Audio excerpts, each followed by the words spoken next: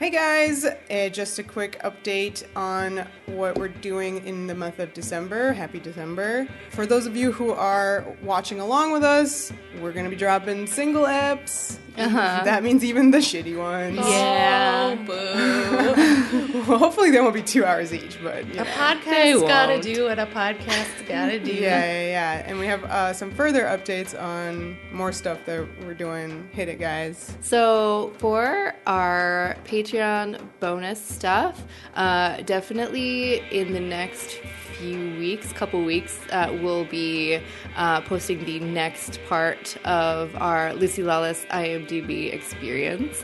That will be exclusive to patrons.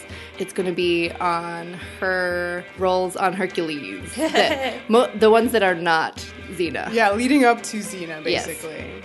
So if you want to hear us talk about Lila, the centaur fucker, Oh, we have so much to say about Lila, the centaur fucker. Oh my god. then go to our Patreon for more.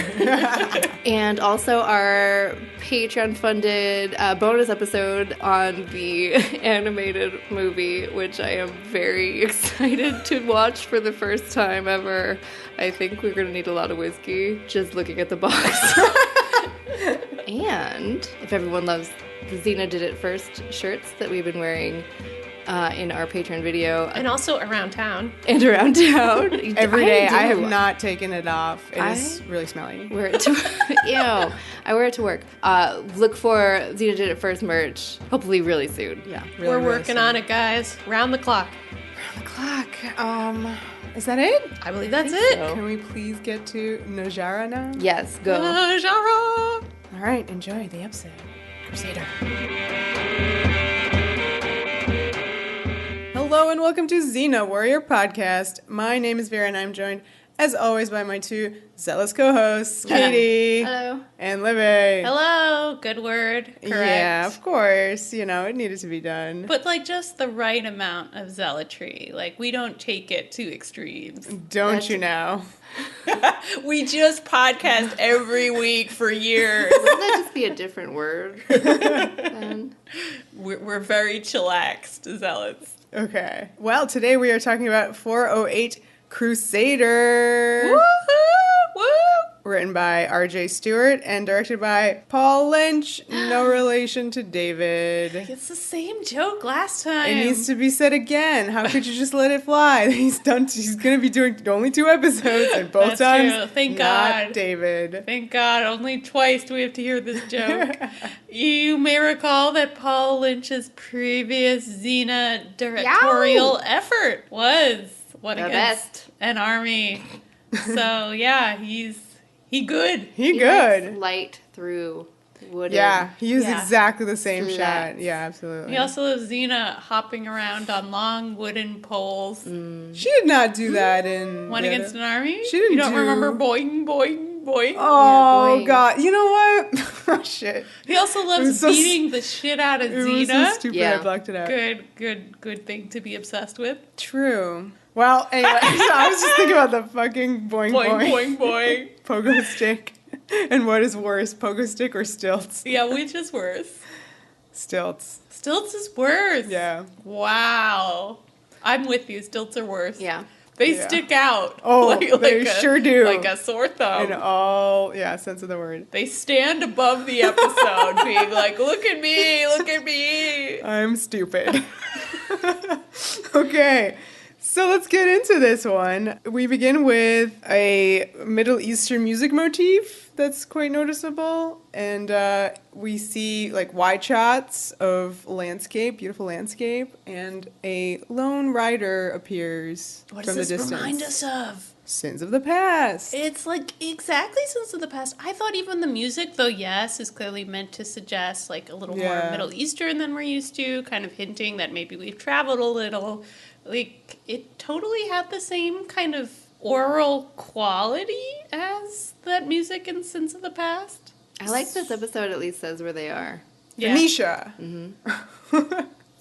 So this writer spots some wounded soldiers coming, and the way that the writer is dressed is like you cannot see the face. I don't even know if you can tell. Are you supposed to think this is a man? I thought you were supposed to think it was Xena. Because what? Well, this thing you've seen Xena wear crazy outfits. No, that is a not Xena hat for sure. I mean, she's not on Argo, which is your biggest Yes. clue that this isn't Xena. But I felt like even her greeting to the men, whatever she says, just a gruff order. It's like in this like gruff voice that doesn't really sound like Kathryn Morris for the rest of the episode. It's like whatever she says, go that way. It sounds like Xena. I don't even remember her saying anything to them. She says something. Some gruff command. It probably didn't register with you because it doesn't sound like her. Well, I certainly didn't think it was Xena, but I think that it's very specific that they're setting up this writer to be, you're not supposed to, I guess, know that it's like a woman yet, but it clearly is. She has like a covering over her mouth, but there's like a very distinct hat situation. Very distinct. What did you think the hat looked like? I thought it looked like Monty Python and the Holy Grail. Interesting. It looked medieval to me. It looked like a Crusader. Okay. From like whichever Indiana Jones movie that old guy Crusader is in. The Last Crusade? Yes, that one. I'm just guessing, because it's not Crystal Skull, the only one I've seen. But you know that like hood. Yeah. I mean, usually it would be made out of little links of chainmail. Oh, right, Here okay. it's just made of this leather. It has little fleur-de-lis on it, or something that looks a lot like a fleur-de-lis, Interesting. which is a nice touch, because French.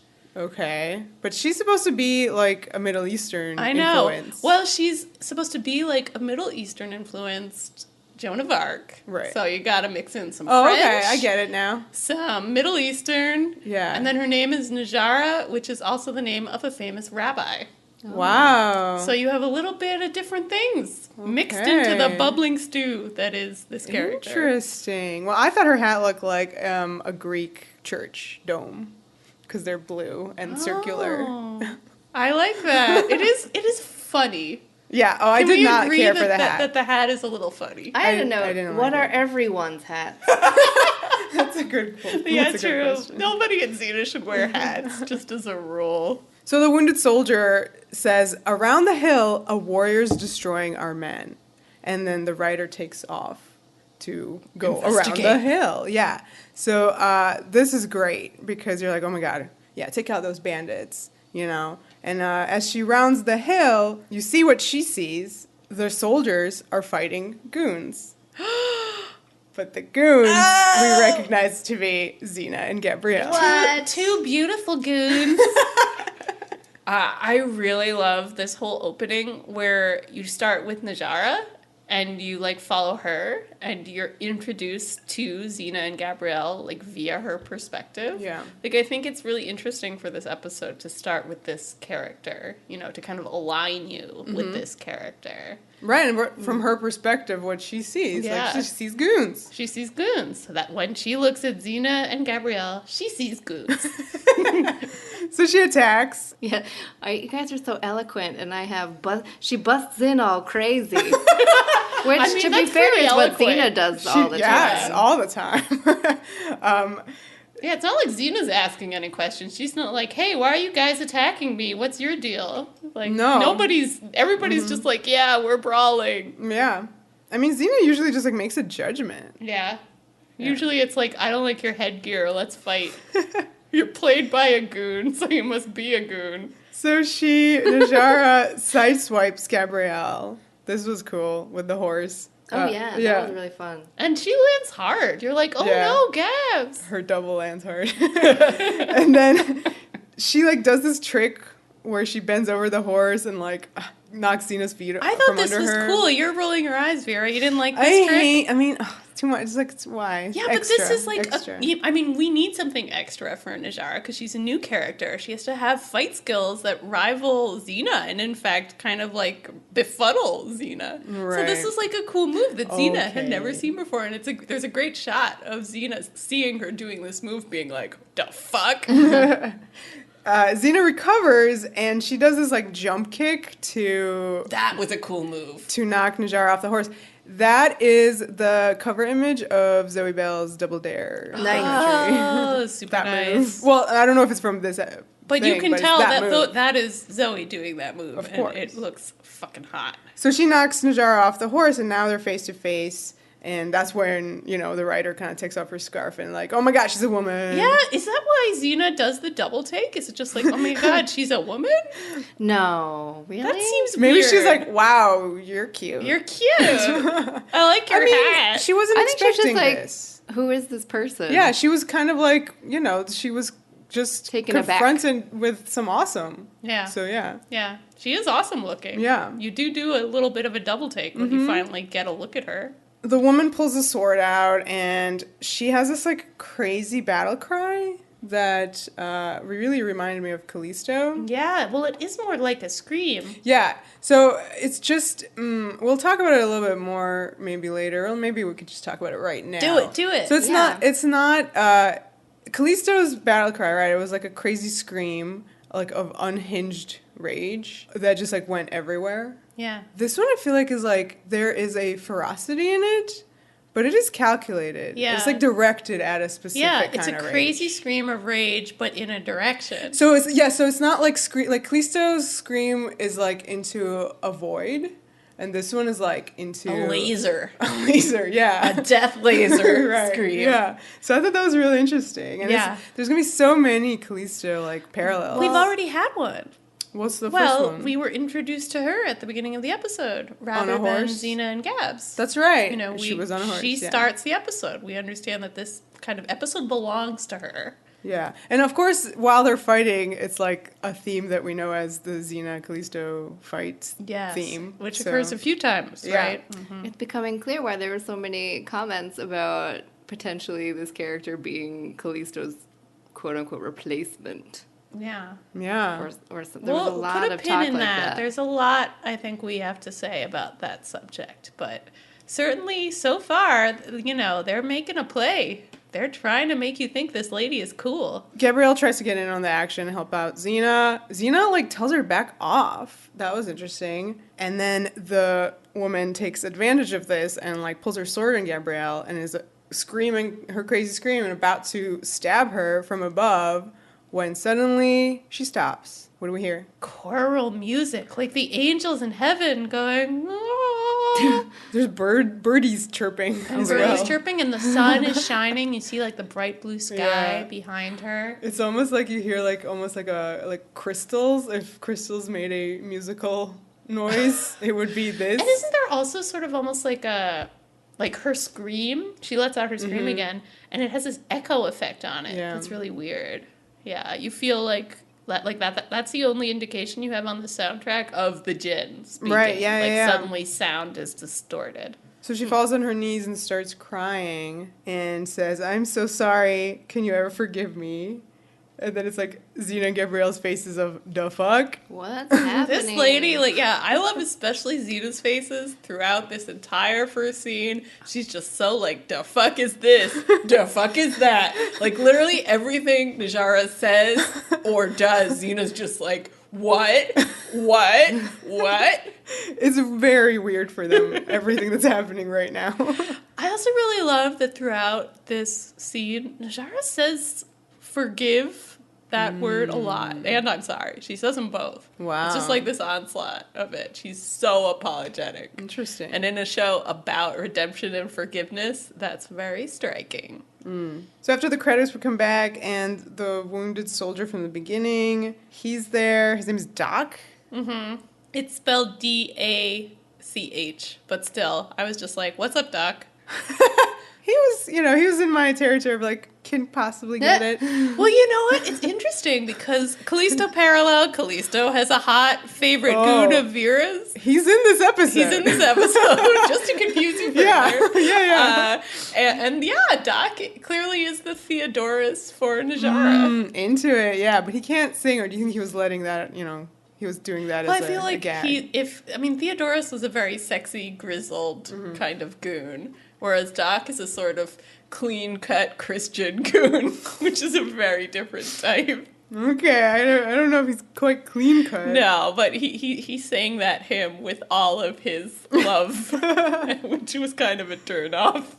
Najara asks him why he was fighting Xena and Gabrielle, and then it was revealed there was like a misunderstanding, basically. Najara also starts kind of saying things that Xena and Gabrielle never revealed. Like, for instance, how they're on a journey, a quest. Which is funny because I'm like, are they?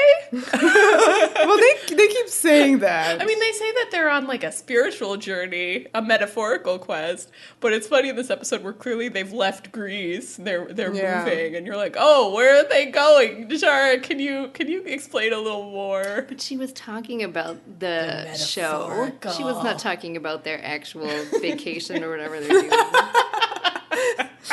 I love what she says to Gabrielle, that she's suffered, but she's retained her good heart. That was a very sweet description of Lil Gabs. And Gabrielle likes it as well. Yeah, she makes such a face. And Xena has chosen to fight the darkness within. So Najara, much like Kathryn Morris, has a supercut of the show. It's all been distilled into this. I mean, that's some interesting stuff to just say to people. Yeah, it's very weird. She really can't know that unless she knows who they are really. I mean, people do know them, Xena and Gabrielle, and their reputation. Yeah. So it's possible she actually does know who they are.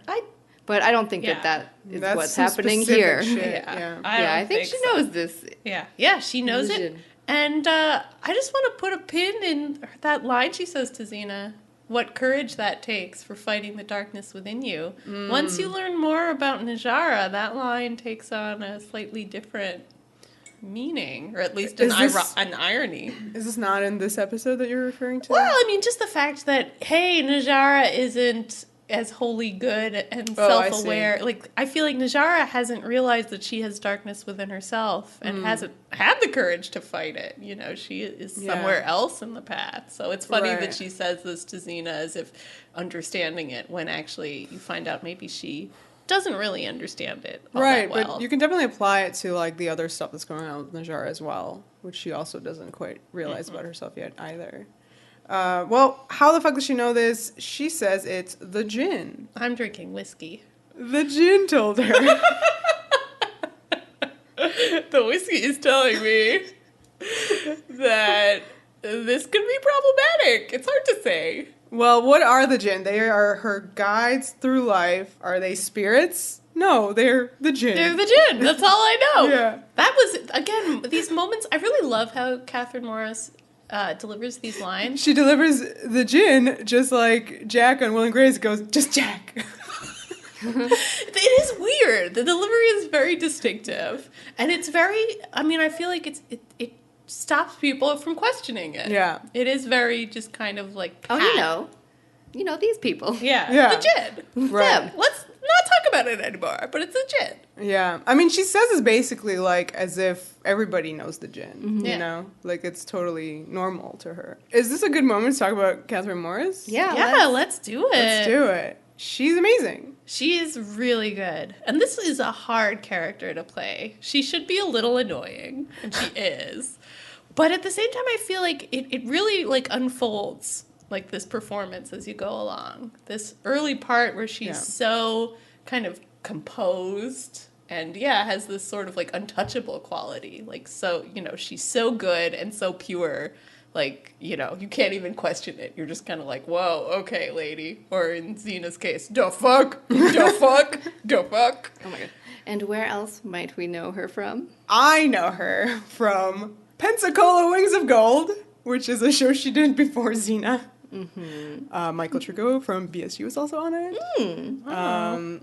She played a helicopter pilot. It was amazing for me. And this is why I say she has short hair already, because it's like that was from that. But she definitely kept that style for her life.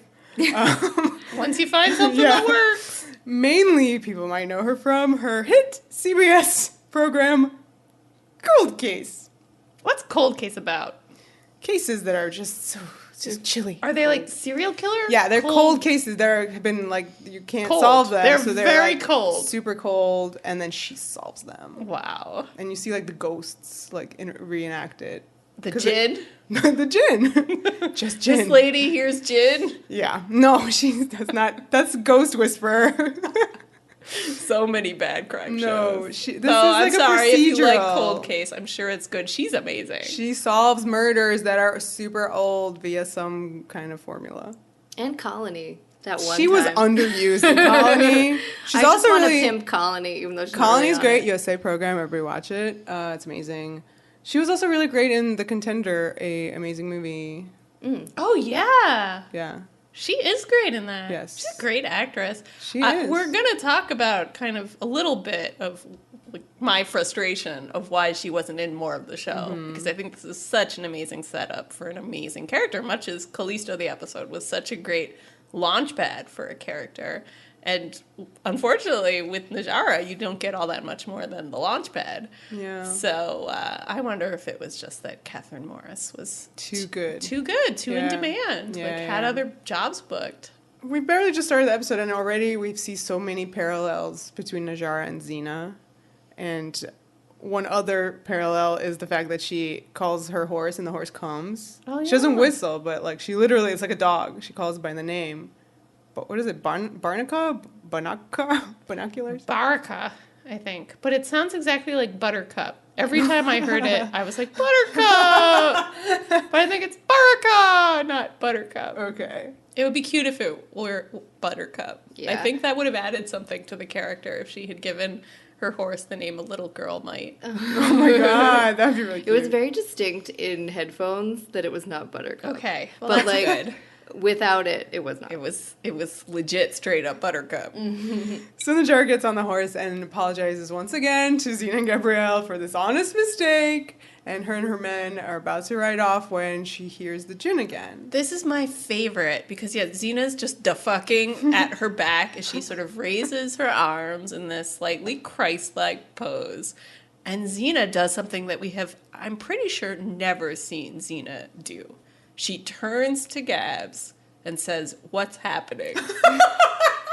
She asks Gabs, "What's happening?" And it's always the other way around.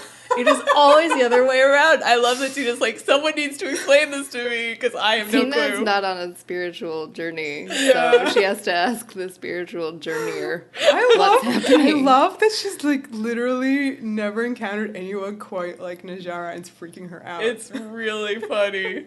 Xena should meet people that are different from people she knows more often. It brings out a great side of her. Yeah. And also a really devastating side. So the Djinn have invited Xena and Gabrielle basically to join Najara on their mission to fight evil wherever they may find it. I love how Xena's like, can you be more specific? Well, currently it's an attack on Marat of Crete, and Xena has heard of this dude. He grabs people like from villages and sells them to slavery. I guess Najara thought Xena and Gabs were with Marat because he's Greek. Is that where the misunderstanding came in? Because they're in Phoenicia and they're Greeks and there's this like Greek slave trader causing trouble? I think Xena clocked Najara's men as goons and they attacked them. And then She's that's like, you're what played happened. by all the same stunties that I fight every week. Certainly Marat's men. That one guy, he was prominent in One Against the Army. That Oh, stunty. really? Yeah, the one who tries to club the kid. Oh, that's so funny. He was definitely like one Paul of the, Lynch he loves travels that with his guy. own personal Yeah. stunty. So Najara says that they're going to stop Marat, and then she goes, "We can do it without you, but the Djinn think that you should come." And I would love that. Yeah, that's really funny that she has to add that. Like, I'm not just doing it because the Djinn told me to, okay? I would appreciate it. It's very weird, but Xena accepts this. Gabrielle's big smile Yeah. when they get to go. She offers Xena's services as a healer. Yeah. Oh, that's a cute little moment. Yeah. And Xena's sort of like, yeah, I did beat up all your men, so I guess it's only fair. And Gabs kind of looks at her like, proud. Like, that's good. You're agreeing. So Najara's hanging out by this like lake, and Gabrielle joins her. Our old friend Calm Lake imagery.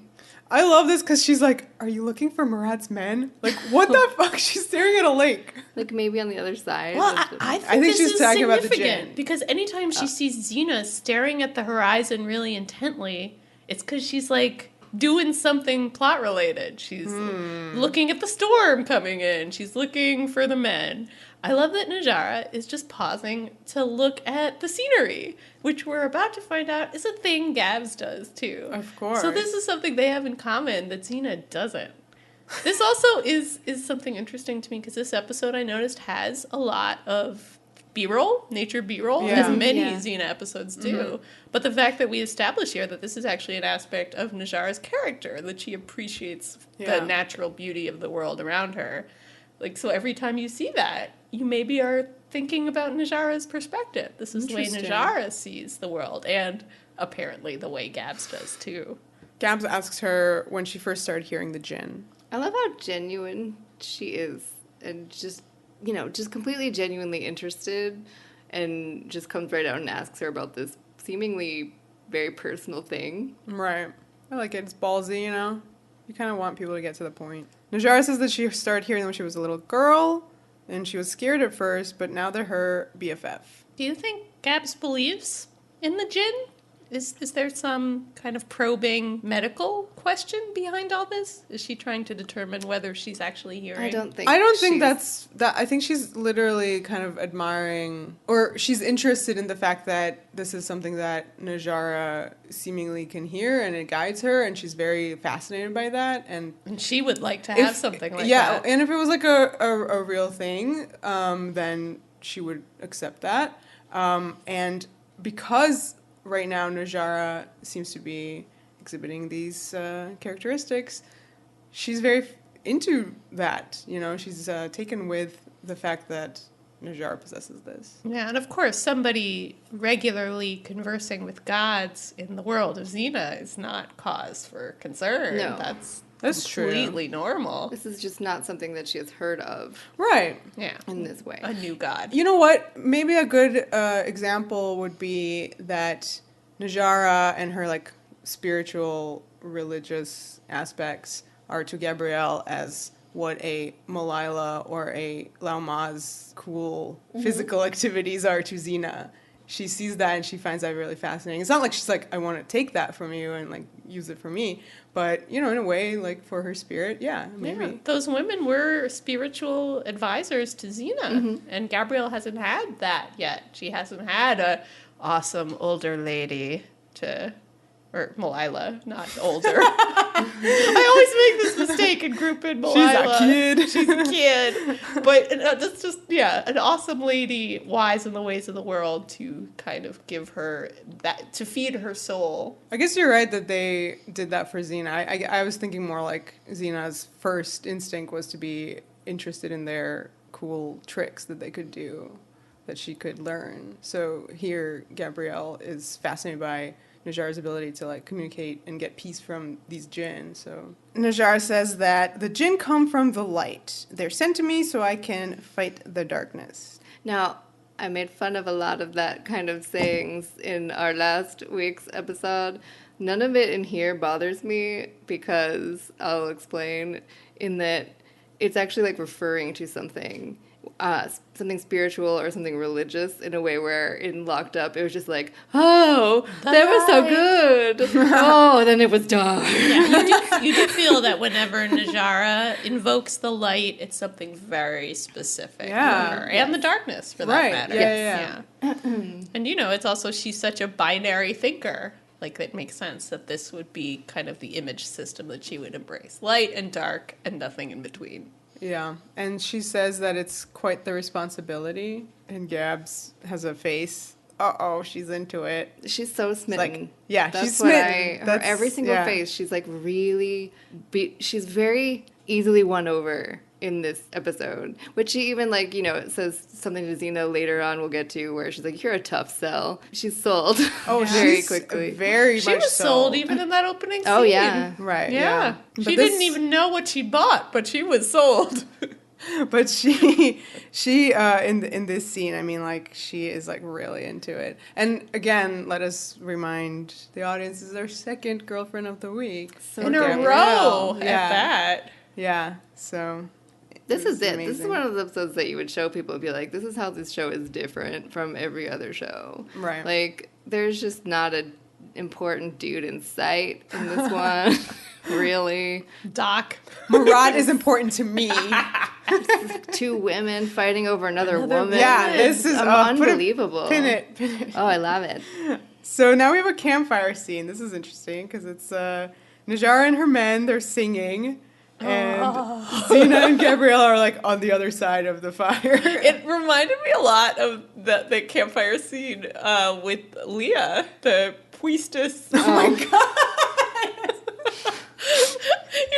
They're sort of sitting there on the other side of the campfire, like nodding and smiling, and smiling. Yeah. Xena really hates it. Well, not hates it, but she's really like, whoa, rolling her eyes. She's kind of not comfortable with this whole situation. I don't feel like they sound that bad. But Well, it's not they like sounded fine, song. but Doc sounded weird at the end. And he was There's like, "Woo," made a joke about it. Yeah, well, Najara has that. I like that whenever Najara is funny, and this is the moment where she uses humor. She says, good thing fighting the darkness doesn't involve singing. Right, but it's like her jokes are always like they elicit a response, They're not good jokes. They're not good. But they're jokes. So she comes over to Xena and Gabrielle and thanks Xena for healing her men. And she's like, she could use her skills in a hospital that she wants to build. And Gabs is like, where's the hospital? And she's like, in my mind. Right, and we're like, warning bells. What?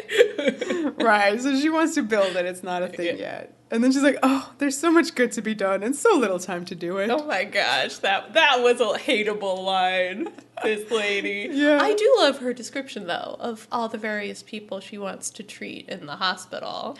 Like how this show does not nearly enough mention that they're lepers. Right, lepers. Like, they lived so long ago, you guys. Such a biblical problem. They lived so long ago, these two. Oh my god. Yeah, let's just be happy nobody had leprosy and in sickness and in hell. Yeah. Oh my Maybe, god. like, if they had lights all the time. Scab seemed like she freaked basically had leprosy, which is why she needed to go to the hospital. So Najara explains, hospice for the poor and the rich, for diseases of the mind as well as the body. Very, modern. Very modern, and considering some things that we will eventually find out about Najara, very interesting. We're going to talk about them in this for episode. her. Yeah, well, mental illness as one of the things she would like to treat, and the way she says it, it's clear that mental illness at this time is not something that would be treated in a hospice. That this is something she cares about, and I think that's very interesting, considering that she herself appears to have a mental illness. Xena does not trust her whatsoever. She really doesn't. Well, I love this. Like, after her, kind of Pollyanna line of so much good, so little time, Xena asks her some strategy questions, some military strategy question. And Najara's voice just changes. She kind of becomes really businesslike. It's just like the switch on a dime. She's suddenly like, here's where the men are, here's the movement, a spy told me this. And I kind of get why Xena doesn't trust her, because it threw me off balance. Just like, this woman has a slippery quality that does raise your hackles a bit. You're like, what is your deal? Which of these people is the real you? Najara counters this by handing over her sword. I mean, she draws her sword. Xena, jumps up. Yeah. Is ready with a chakram. Well, she, stands up and it's very, threatening. Right. Yeah, but then Najara just hands her her sword. And she's like, here, you can have my sword, and you can take control of my men. And Xena's like, okay, I don't need your sword, but I'll take your men. Just pretty ballsy of Xena. Xena's like, thank you. This army belongs to me now. And she's like, wonderful. I can't tell you how much I love the challenge of winning your confidence. She says that line. This is something that I think Kathryn Morris is really good at. Is she says it sincerely, but at the same time with a tone. That's all her line deliveries. Yeah. They're crazy. The way she played her is amazing. All of it. You can't quite read it. You're like, is she being sarcastic? But that being said, Najara, I think her reaction here is really good in that she kind of tells Xena that she's wise not to trust her, and then turns to Gabs and says, being too quick to trust me, be careful. Too late. Gabs is into it. She's lost. Sweet baby angel though she is. So then Najara kind of retires to the other side of the campfire and sits in a beam of moonlight that falls directly on her boob. Just the one boob or both? Probably both boobs. It was more noticeable on one than the other, but the boobs are kind of just in the spotlight. That's where the Djinn live. I feel like this is Gabs's, like, POV? Yeah, Gab's POV. And it is, because then you're looking at Xena and Gabrielle looking at Najara. She kind of just basks in the moonlight. And Gabrielle's like, I haven't figured this woman out yet. Which I love that. I love that. I don't know what to make of her, Gabs says. And you're like, oh, yeah. So even though Gabs is sold, she's also, I think, intrigued. You know, it's not like hook, line, and sinker. She's like, I need to know more. Yeah. Interesting. I liked Xena's little line about how she's not going into the village with an army unless she knows what she's doing. Right. That's a good, yeah. And Gab's little, I understand. I liked her tone was good. Like, I'm not questioning you, girl. You're doing right. But even that, right, there's like a tension already between Xena and Gabs. Xena's like being defensive, and Gabs is like, why are you being defensive? Right, the voice gets higher. So the next morning, Xena enters the village alone, and she has a crossbow with her. Everybody else is supposed to wait for her signal. So she's super dubious that this is like even a thing that's happening in this village, which is that Marat's men are gonna be taking everybody like to be slaves. And as she enters the village, she suddenly hears screaming, and kind of turns to the barn, and it seems to be coming from there. So she peeks in and sees like total chaos. Clear, like there are men attacking, but just inside this one barn. They took everyone into the barn, and now they're going to take them out of the barn. Apparently, okay, good plan. Yeah, there's like a kid that's going to be clubbed, so she like chakrams by that guy, Paul Lynch's personal study, favorite guy, and so she chakrams that guy, and then sends up the crossbow, the arrow from the crossbow. Najara sees the signal and orders the men to attack. So she literally flips it into this barn. It was quite an entrance with her war cry. This is like, I feel like the best version of it that we hear, which really is, this very like pointed shriek. Yes. And I think at this point, like, I didn't really notice it like in the first fight with Najara, because we barely knew her, and it was just like, wow, this lady's good at fighting. Look at those horse stunts. But here, when she just like starts wailing on these dudes, I was like, oh my god, this bitch like is fierce. Yeah. Like her fighting is way more intense than you would expect after hearing her talk with her. Like, you know, she's so composed. She's all sweetness and light, and she's so gentle seeming.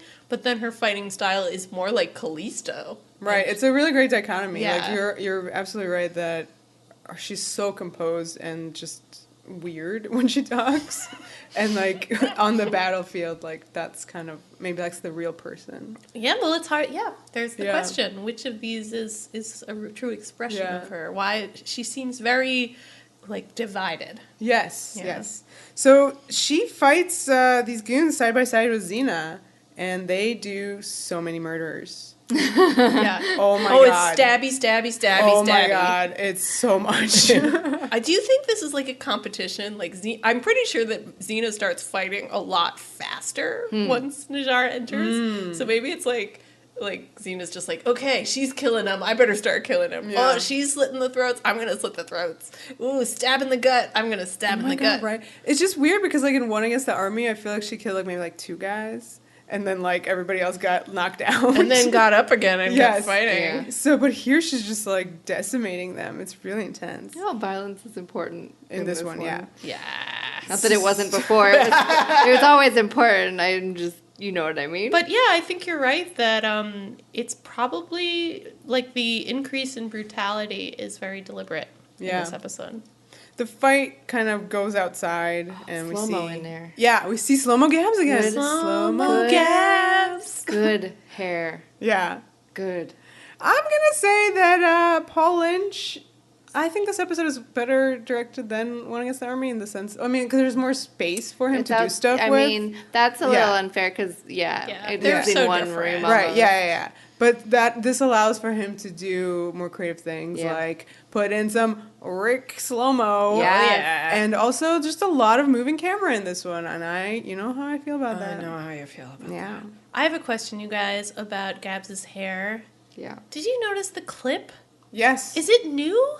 I've never noticed it before. This is the new Xena debate. got a new clip in Family Affair. Maybe this is Gabs getting a new clip, and it distracted me just as it was a distraction in that episode. Like in the opening battle when Najara knocks Gabs out from behind. I'm like, ooh, a new clip. I was distracted by the wig and the not Gabrielle. Yeah, there's a lot of not Gabrielle in this one. So they're fighting. Gabrielle's fighting outside, and a goon has a crossbow, and he's gonna fire an arrow right at Gabs.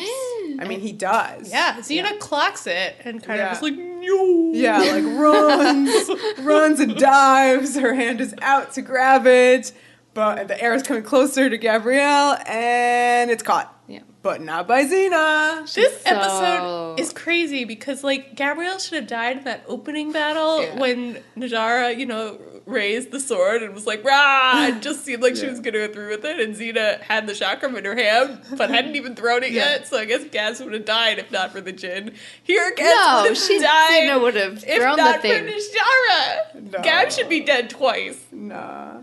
Xena would have caught that, though. Yeah, she probably would have. She was right there. What, are you crazy? Yeah. No, she was right there. She was like there. Her hand was there She ready. was approaching it from another angle. She was totally gonna catch it. She was just closer to Gabrielle. She was trying to show off more. She was like, I'm gonna catch it right in front of your face. And Najara was like, no. She's used to catching the arrows like right at the worst possible moment. That's what she likes to do. But yeah, she lives more dangerously than Najara. So anyway, it is a like, oh my god moment because Najara's kind of stealing Xena's move and thunder. Right. And girl. And everything. There's an amazing amount of whoosh noises as Xena Oh my god, looks back of those two. back and forth. There's two. They're so great. She goes like from one, Gabs to two. the arrow to Najara back to Gabs back to the arrow. I really don't think there are 5. So There many. could be, though. It's so great. Are we supposed to think of Callisto here as well? Grabbing the chakram. Mm-hmm. Yes. Oh my god. So much Callisto. Why haven't you guys put this episode on the number scale yet? Oh, yeah. Well, I guess we were waiting till the end of the podcast. I guess I so. like when we do it early. All right, let's do it. Let's do it early. Let's mix it up. I don't like lists.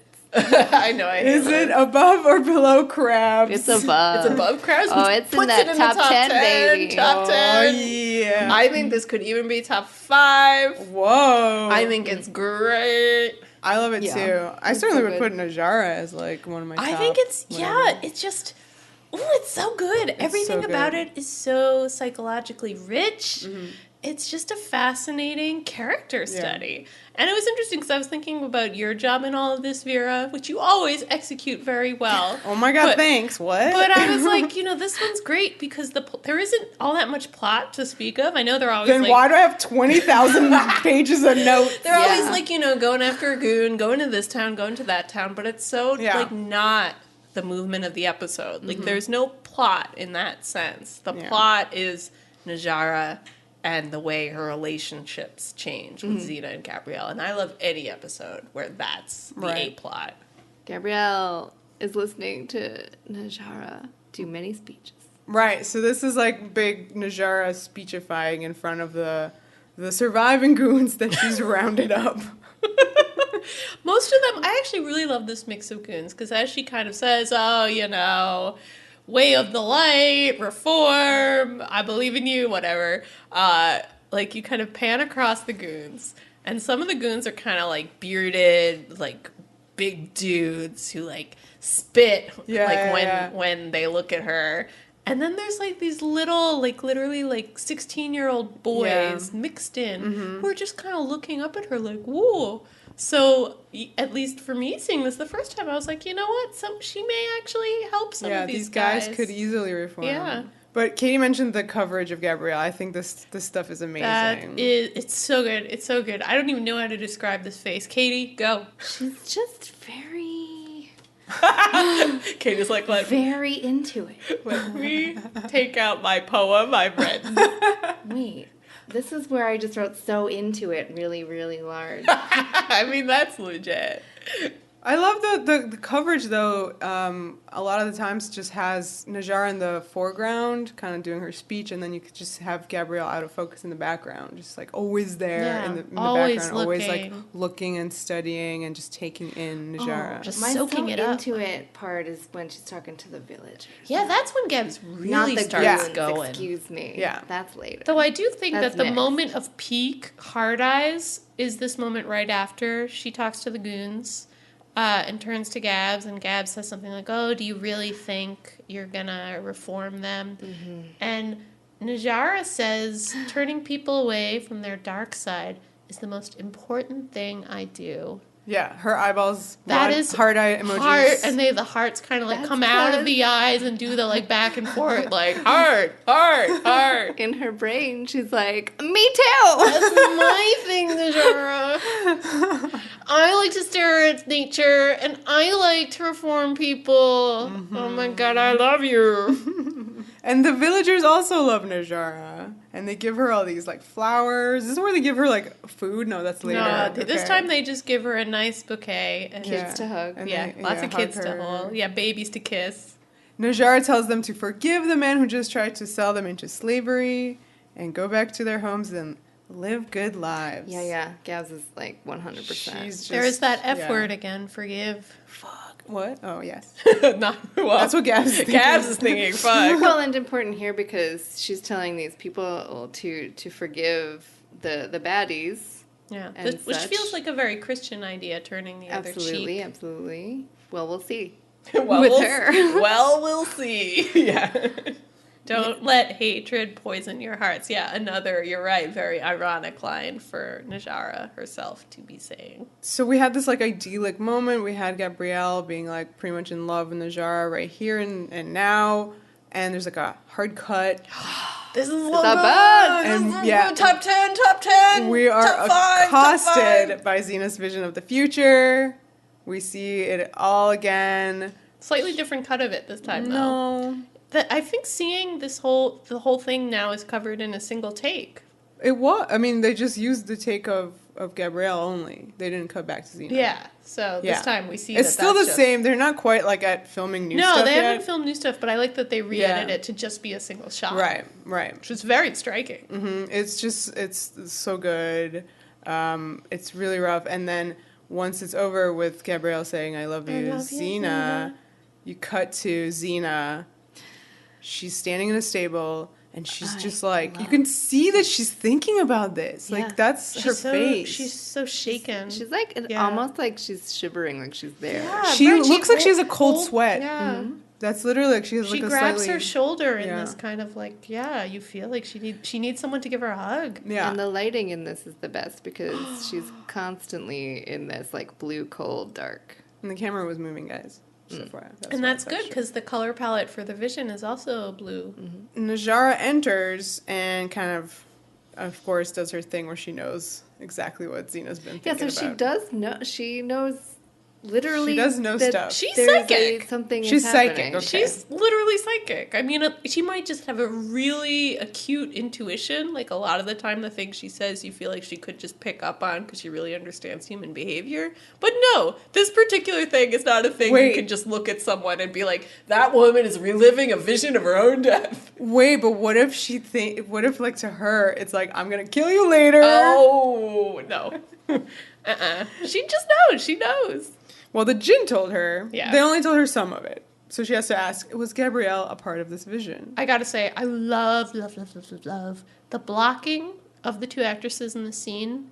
Xena isn't looking at Najara, and Najara, taking her cues from Xena, doesn't look at Xena, turns her back to Xena, and addresses all the questions kind of to the same thousand yard middle distance that Xena's looking at. And it's this really nice moment where you feel like, there's tension between the two characters, but at the same time, there's this connection, there's this intimacy. Najara knows something that literally nobody knows. Right, yeah. Other than Xena. Yeah. That's pretty awesome. Yeah, I like that this is a heart-to-heart, but they're not looking at each other. Also, that's a huge moment. Like, we should mention that. Like, somebody else now knows. That's crazy. And, like, in a weird way, like, it helps Xena talk about it. Yeah.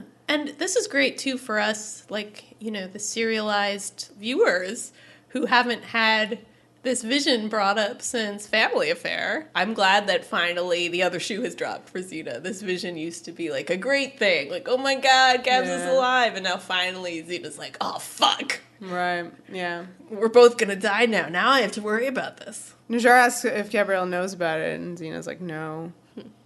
Well, it might have been interesting to bring up last week when she threw herself in prison, and it would have avoided. Yes, Oh, you could yeah. have looked at it from that perspective, that might have been one of the reasons why Xena did that. She keeps doing Operation Leave Gabs. Xena asks, do you think it can be avoided? And Najara says, of course, I believe our destiny is in our heart, but it will take drastic measures to change an event you've foreseen in your soul's eye. The D word. Not dig. Jeez. Destiny. The F word is forgiveness. The D word is destiny. Come on. Gabrielle comes in, and they do the thing where it's like, we have not been talking about you, Gabrielle. Xena's so uncomfortable in this. And just, like, I don't know, something about her movements, like she's, like, massaging her own neck or something. Yeah. Like, Yes, like, she's really so- embarrassed. yeah, And it's I rough. think yeah, it was embarrassed is. Because it's this yeah. thing that she never wanted to tell anyone, and it's like this like a vulnerability that she's shown. Like any moment, Najara could open her mouth. Right, and exactly. Spoil everything for Xena. Yeah, she has something on Xena. Yeah. Yeah. Gabrielle in that fiery light again, and Xena in that icy cold. It's so good. Yeah. Yeah. I feel like, so much of the visual storytelling, the blocking, the lighting, it's doing so much work. So Najara offers that they join her in attacking Marat's slave trade hub, which is in the next village. Xena remains silent, doesn't say anything. I love this. She just looks at Gabs. Yeah, and after a moment, because like Xena hasn't said anything, Gabrielle says yes. Literally just like Therese Belivet says yes to Carol when Carol asks her to come to her house on Sunday during the clandestine glove lunch. It is a legit thing that is happening. Let's pick over this. Why is Xena silent? Why can't Xena respond herself? Because Xena wants to say no. She does, yeah. She doesn't want to hang out with Najara anymore, yo. Najara freaks her out. Yeah. I mean, she has since the first moment she saw her. Yeah, now it's Like, even worse because she now knows it's this thing. even worse. Yeah, so she, she lets Gabs decide. And she clearly knows what Gabs is going to decide. she, you like, see yeah. that on her face, too. She's kind of like, sure, why not? And then, like, Gabrielle does an eyebrow wiggle. Yeah. At Xena or at Najara? Or at us? All of it. No, I think it was, like, at Xena. Like, this will be fun. Yeah. But, like, really? Oh, my goodness. That's also like Therese Belivet. So, swan times. On the way to the village, they hear some swans. And Can we just talk about how Gabrielle's like, swans! And then jumps on her horse. What is that all about? Apparently she's obsessed with swans. And we just were never made aware of this. And Xena's not one for bird watching. No. That almost felt like a season 1 Gabrielle who just was like so excited about something. Just being like, swans! Najara is bringing out a whole know. new, like, wave of feelings in Gabrielle. I think so. Yeah, well, of course. I think these are things that Gabrielle, has always wanted to stop and smell the flowers, Right. as Najara herself says. And with Xena, it's all business. Like, there are those moments. Najara is kind of opening up a whole new way of traveling for Gabs. Traveling, sure. So Najara and Gabrielle arrive at the lake, but there are no swans. Yeah, there never are any swans, weirdly. Even though they claim that they're going to look at them right now, you never see them. They couldn't afford the They swans. could not find any swans. But I love that she's like, can you ask the Djinn about the swans? Oh, yeah. And Najara's like, they don't know much about swans. Also, they're not here with me right now. Once again, Najara tells a joke, and it's a bad joke, but you kind of respect her for just trying to be funny. This is straight up flirting about swans Yeah. that they're doing. It's kind of intense. It is pretty intense. So they kind of, because there's no swans, they kind of do a nice romantic stroll by the lake instead. And Xena arrives at this moment to kind of peep on them. To watch, Yeah. Yeah, I think to make sure everything. Right, because she still doesn't right. like Najara. Yeah. And she's worried Najara is going to be like, hey, your friend had a vision that you're going to die. Right. That's true. So Xena's ready to dive into that conversation and be like, no. So Gabs asks Najara a personal question, which is, you seem so happy. What you're doing has so much meaning for you. I liked that Najara's sort of like, what? I never thought about it. I don't think about my own happiness. I think, again, this is a hint that Najara doesn't have a lot of self-awareness. Like, she's so plugged in to this, like, purpose that she doesn't think about herself. And here that seems like a good thing. You know, the happiest people never think about being happy. The other side of that is, you know, no self-awareness. Right. It's going to lead you to some problems. Yeah. I mean, I don't know if, like, maybe she doesn't use the word, like, happy in her own head, but, like, that she's so, like, convinced she's doing the correct thing that her response to Gabrielle is basically like, yeah, you're not, you know, in a sense, like, right. she may not be thinking about, like, happiness per se, but I mean, this is like everything that Gabrielle wants and needs. Like, she wants so much to just have Najara's confidence, I think. Like, the fact that Najara seems to have everything figured out is so attractive to Gabs. Gabrielle admits that she doesn't know if she's on the right path. And I love Najara's response of like, you fight for good. What other path is there?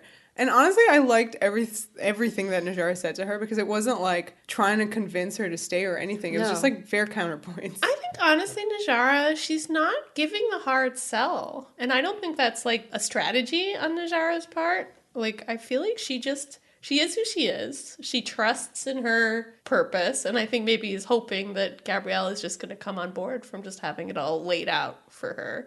But I like that she's not trying to, like, get between Xena and Gabs. That's the thing, yeah. So, like, Gabrielle is, like, flirting with her, right? Putting moves on about spiritual stuff. And then Najara, it doesn't even cross her mind to, like, you know, try to take her away from She's Xena. being very... Yeah. And, you know, I think I saw a lot of fans reacting like, oh my god, Najara is trying to break them up. This is all part of her scheme. I don't see it that way at all. Honestly? I saw someone say, oh, maybe the Djinn literally told Najara everything she needs to know to, like, take Gabrielle away from Xena. And I was like, I really don't think that's Najara's motivation here at all. Najara is just doing what she always does, which is, you know, trying to bring people into the light.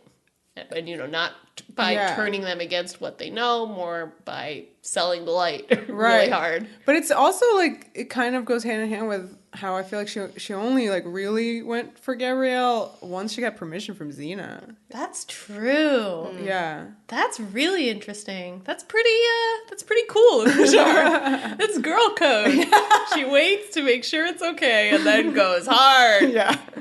Gabrielle shows an interest in the hospital that Najara previously mentioned. So that would be like the path of nonviolence. This is the first time we've quite heard Gabs express this idea that she would give up violence. She's, of course, said things that made us think, oh, she's not sure this is the life she wants. But for her to actually find something else, something nonviolent to replace it with, this is a big step. But she also admits because it's a big step because she would have to leave Xena. She's not the hospice type, which is weird because she literally good at has medical skills. Yeah. yeah, but she can't stay there being a hospice person. Yeah. Yeah, she also likes to put people in the hospital. She put them in the hospital and then go heal them. That doesn't seem good. She'd always have new patients. So Gabrielle asks if the violence ever bothers Najara, and you get her saying that, oh, sometimes it's inevitable. That should ring some alarm bells. We've seen Najara fight. We know she's not, you know, and she was like cackling in that fight. We forgot to mention it, but there was like the same kind of Xena sounds of glee. Mm-hmm. So this isn't just someone who like does violence only like when, you know, absolutely necessary. This is someone who gets lost in violence. This is when I really start flailing around with Gabrielle, and this performance is so good. How good is it? What's going on? So good. What's happening? Okay, well, I just love the way she starts to talk about how she thinks that she can never get used to violence. So we know where this is going, right? So it kind of does, like, break your heart a little bit. Yeah. It does. It is I interesting. wanted her to go to the hospice, you guys. Part of me Right. really wanted that for her. I wanted that honestly more for her like journey than like what we actually got, but whatever, we're not there Snuff yet. powder. Put a pin in it. Yeah, never mind. Vera, do you understand the show? I understand the show. Oh, we're gonna have a talk. We're gonna, yeah. Anyway, don't listen to me. I did love that, like Najara. You know, before Gabrielle talked about like the healer stuff, Najara was like, "You need to commit fully to Xena." Yeah. Yeah. Well, because she sees Gab say, "Oh, I can't do that because of Xena," and Najara's like, "Well, if you're, so conflicted, pick Xena." Yeah.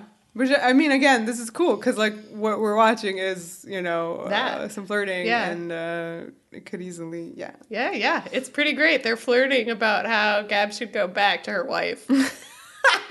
And then she also, Gabrielle then's like, well, there's a problem with the killing, and Najara, Yada yada yada. Major violence is bad. character conflict. Yada yada yada.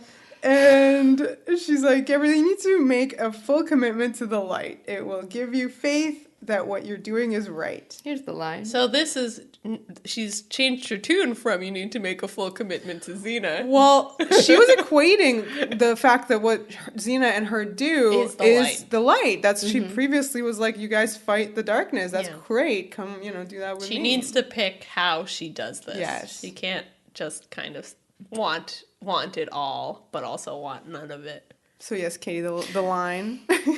So she says, the light. And then she says, I need something. And makes a face. The line delivery of that is my favorite in the whole episode. Because she sounds like in the same way that Xena's going to deliver some lines later that really feel like things that are being pulled out of her. Yeah. This feels like such an admission. She Yeah. hasn't quite phrased it in quite this way. And we've always sensed this about Gabs. This is exactly the thing, needing something that, got her into a situation all the way back in The Deliverer. Like, she's always looking for that thing, that one thing that's just going to make everything clear to her. And maybe it's the light. It's kind of amazing that both Xena and Gabrielle are able to say their most like inner deep thoughts that they cannot say to each other to Najara. It is weird. Yeah, she's this She's like confessor. yeah, that's right. Yeah. She, I mean, in part because she's sort of psychic, so she intuits all these things about them that they really do have a hard time communicating to each other. Yeah. And then the swans arrive. They're like, oh, swans. And they're like, oh, let's go in for a closer look. They keep going in for a closer look, but we don't. And we see Xena in the bushes, and she has heard everything. Well, she doesn't. She can read lips. I looked it up for you, Vera. Vera was asking before we started recording. What are swans? When when do swans arrive in do Phoenicia? they circle? Symbolism of swans. Is there some good swan symbolism? They mate for life. Oh, this is about who Gabrielle needs to mate with. Najara Swan or Xena Yeah, Swan. exactly. That's what the swans mean. Okay, sorry, I interrupted you. No. We do see Xena reading lips in Sacrifice Part 1 when she's watching that initiation scene with Seraphim. Yes, there you go. Our So, previous not short-haired superhero. right, blonde. this is our second short hair blonde right here. Yeah. Also, Najara. Yeah. So What are you trying to say? I'm trying to say that she didn't hear it. She read that read the lips. entire. I meant about lips. short-haired blondes. They're trouble. That it looks good on Najara. Yeah, she's really cute. Yeah. So anyway, so she totally knows what's going on now, but they don't know that she knows. And there's She's so heartbroken. there's a dramatic zoom in on her face. Like the worst thing she's ever heard is this admission of Gaz's. Though Gabrielle was facing away from her, so like she couldn't have. She read just that. knew. She knew that's what was being said, okay? She looked at that beautiful new clip and was like, oh no. We have another campfire scene. Najara is laying out the plan of attack on Marat's slave trade hub. And Xena suggests that she'll go after Marat himself while they do that. This is very curious. A curious plan. Najara is like, but that's super dangerous. And Gabrielle's like, we should just let Xena do what she does. It's cool. And Najara's cool with this, but Yeah, this she's like, is okay. maybe the second time Where I sensed in that same way that Najara had that line about, I look forward to winning your confidence, where you felt like there was something a little like tense about it, like she wasn't quite as good humored as she appeared.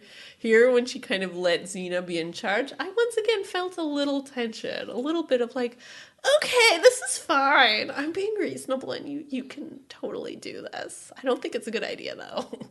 It's interesting because I'm wondering, like, she leads her life by like fully just 100% committing to the Djinn. So like if the Djinn tell her something, she doesn't like go, but do you think it's a good idea?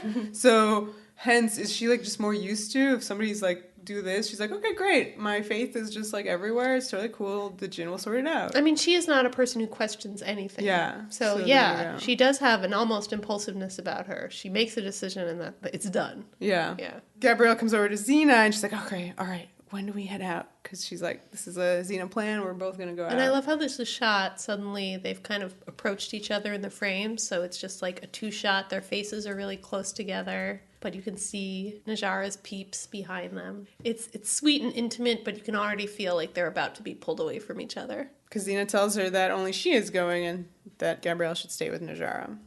And then she leaves the frame and we just see Gabrielle being concerned about this because this is not usual. No, but so the way that Xena sold this was because there's children that are going to be rounded up. Gabs has to make sure the children are okay. Keep the children safe. Gabs accepts this, but at the same time you definitely see in her eyes that she's concerned for Xena, that she knows that something's up. And I love how Gabrielle is like, are you sure? And Xena's like, sure. But it's definitely like Ron Howard narrator voice. She was not sure. You know what I mean? Like, also the tall smallness is so tall small. We should talk about how Najara is a small. She's pretty small, but not as small as Gabs. No. She's in between Gabs and Is she? Xena. Okay. What does it mean? Swans.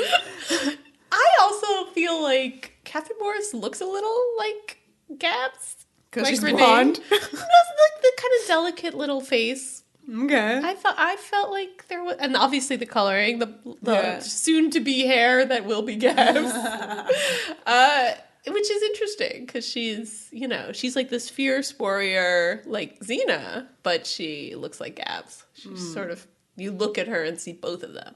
Interesting. Well, they definitely like intentionally, the production wanted a smaller woman to play Najara, which I thought was interesting. I think to go with the Joan of Arc. Joan of was Arc pretty was small, delicate. Okay. Is it because she's a woman or specifically because she was a small woman? I don't think she was like a fierce warrior princess. Joan of Arc was a kind of girl, just an ordinary person in armor. Not a great warrior, just this fierce, bold individual. So they wanted somebody who wasn't large. Yeah. So later that night, Xena finds Najara at prayer in this like opening in the woods. This is really interesting because we've seen Xena do this herself, right? She would go off into the hollow parts of the woods and do her little prayer in the moonlight. But only in really dire situations. Yeah, right. So Najara's, there with her arms out. Xena suggests that Najara open up that hospital that she talked about in the village that they're going to take tomorrow. And Najara gets it. She's like, oh, you want a safe place to leave Gabrielle? Oh, this is a murderous scene. Because she does not intend to return after she takes Murat. Help! What is... Those are all my notes. I'm trying to read them through all my help. Well, it really, I feel like that's what I see in Xena's eyes too. Like all of this dialogue just comes exploding out of her. Right. It's torn from her. She doesn't want to be saying this to Najara of all people. She certainly doesn't want to be tearing up in front of Najara. Oh my God, yes. Ugh. It's so uncomfortable for Xena, but at the same time, she has to say this. Yeah. And she does trust her. She trusts her with Gabs, and hence she trusts her with her emotions in this moment. She says she'll die if she stays with me. You said it would take something drastic to change our destiny. Maybe this is it. Yeah. And I love her talking about how much she visibly sees Gabrielle being happy when Najara's talking about her mission. Xena knows very intensely that Gabrielle is looking for this particular thing. And, like, just, like, how much she just loves her to, like, let her do this and to give her the thing she knows she wants. Yeah, of course she's not giving her a choice. Like, in this plan, she's not giving her a choice. Xena's not which good at, like, is First discussing things before doing and them. of course the overriding thing is to stop the prophecy. Yeah. And, but then you guys. Yeah. But then she's like, it hasn't always been good for her being with me. I seem to hurt her. Yeah. These lines. These are amazing. And the delivery. Coming from her. And, I mean, and just, you know, I remember when we were, like, talking about the rift and, you know, people don't like conflict between our leads here. You know, were lots of complaints about, you know, the nature of their relationship and whether it's healthy and all this stuff. But this is what's so amazing about this 6 seasons of watching this relationship develop, and you get these moments like this where you're like really contemplating what it means for the two of them to be on this journey together, and it's so good. And I have such respect for Xena being able to admit this. I mean, I don't think either of these sentiments are things that Xena hasn't kind of admitted to before. Like, they both know that, like, the rift sucked and they hurt each other and it was horrible, but I feel like the way she phrases this, again, to someone who she kind of doesn't like, I just find it so immensely selfless and brave of her to say these things, these things that hurt her to admit to someone like Najara. Yeah, and I think she, like, had, you know, trouble even saying the word hurt. Yeah. It hurt her, yeah.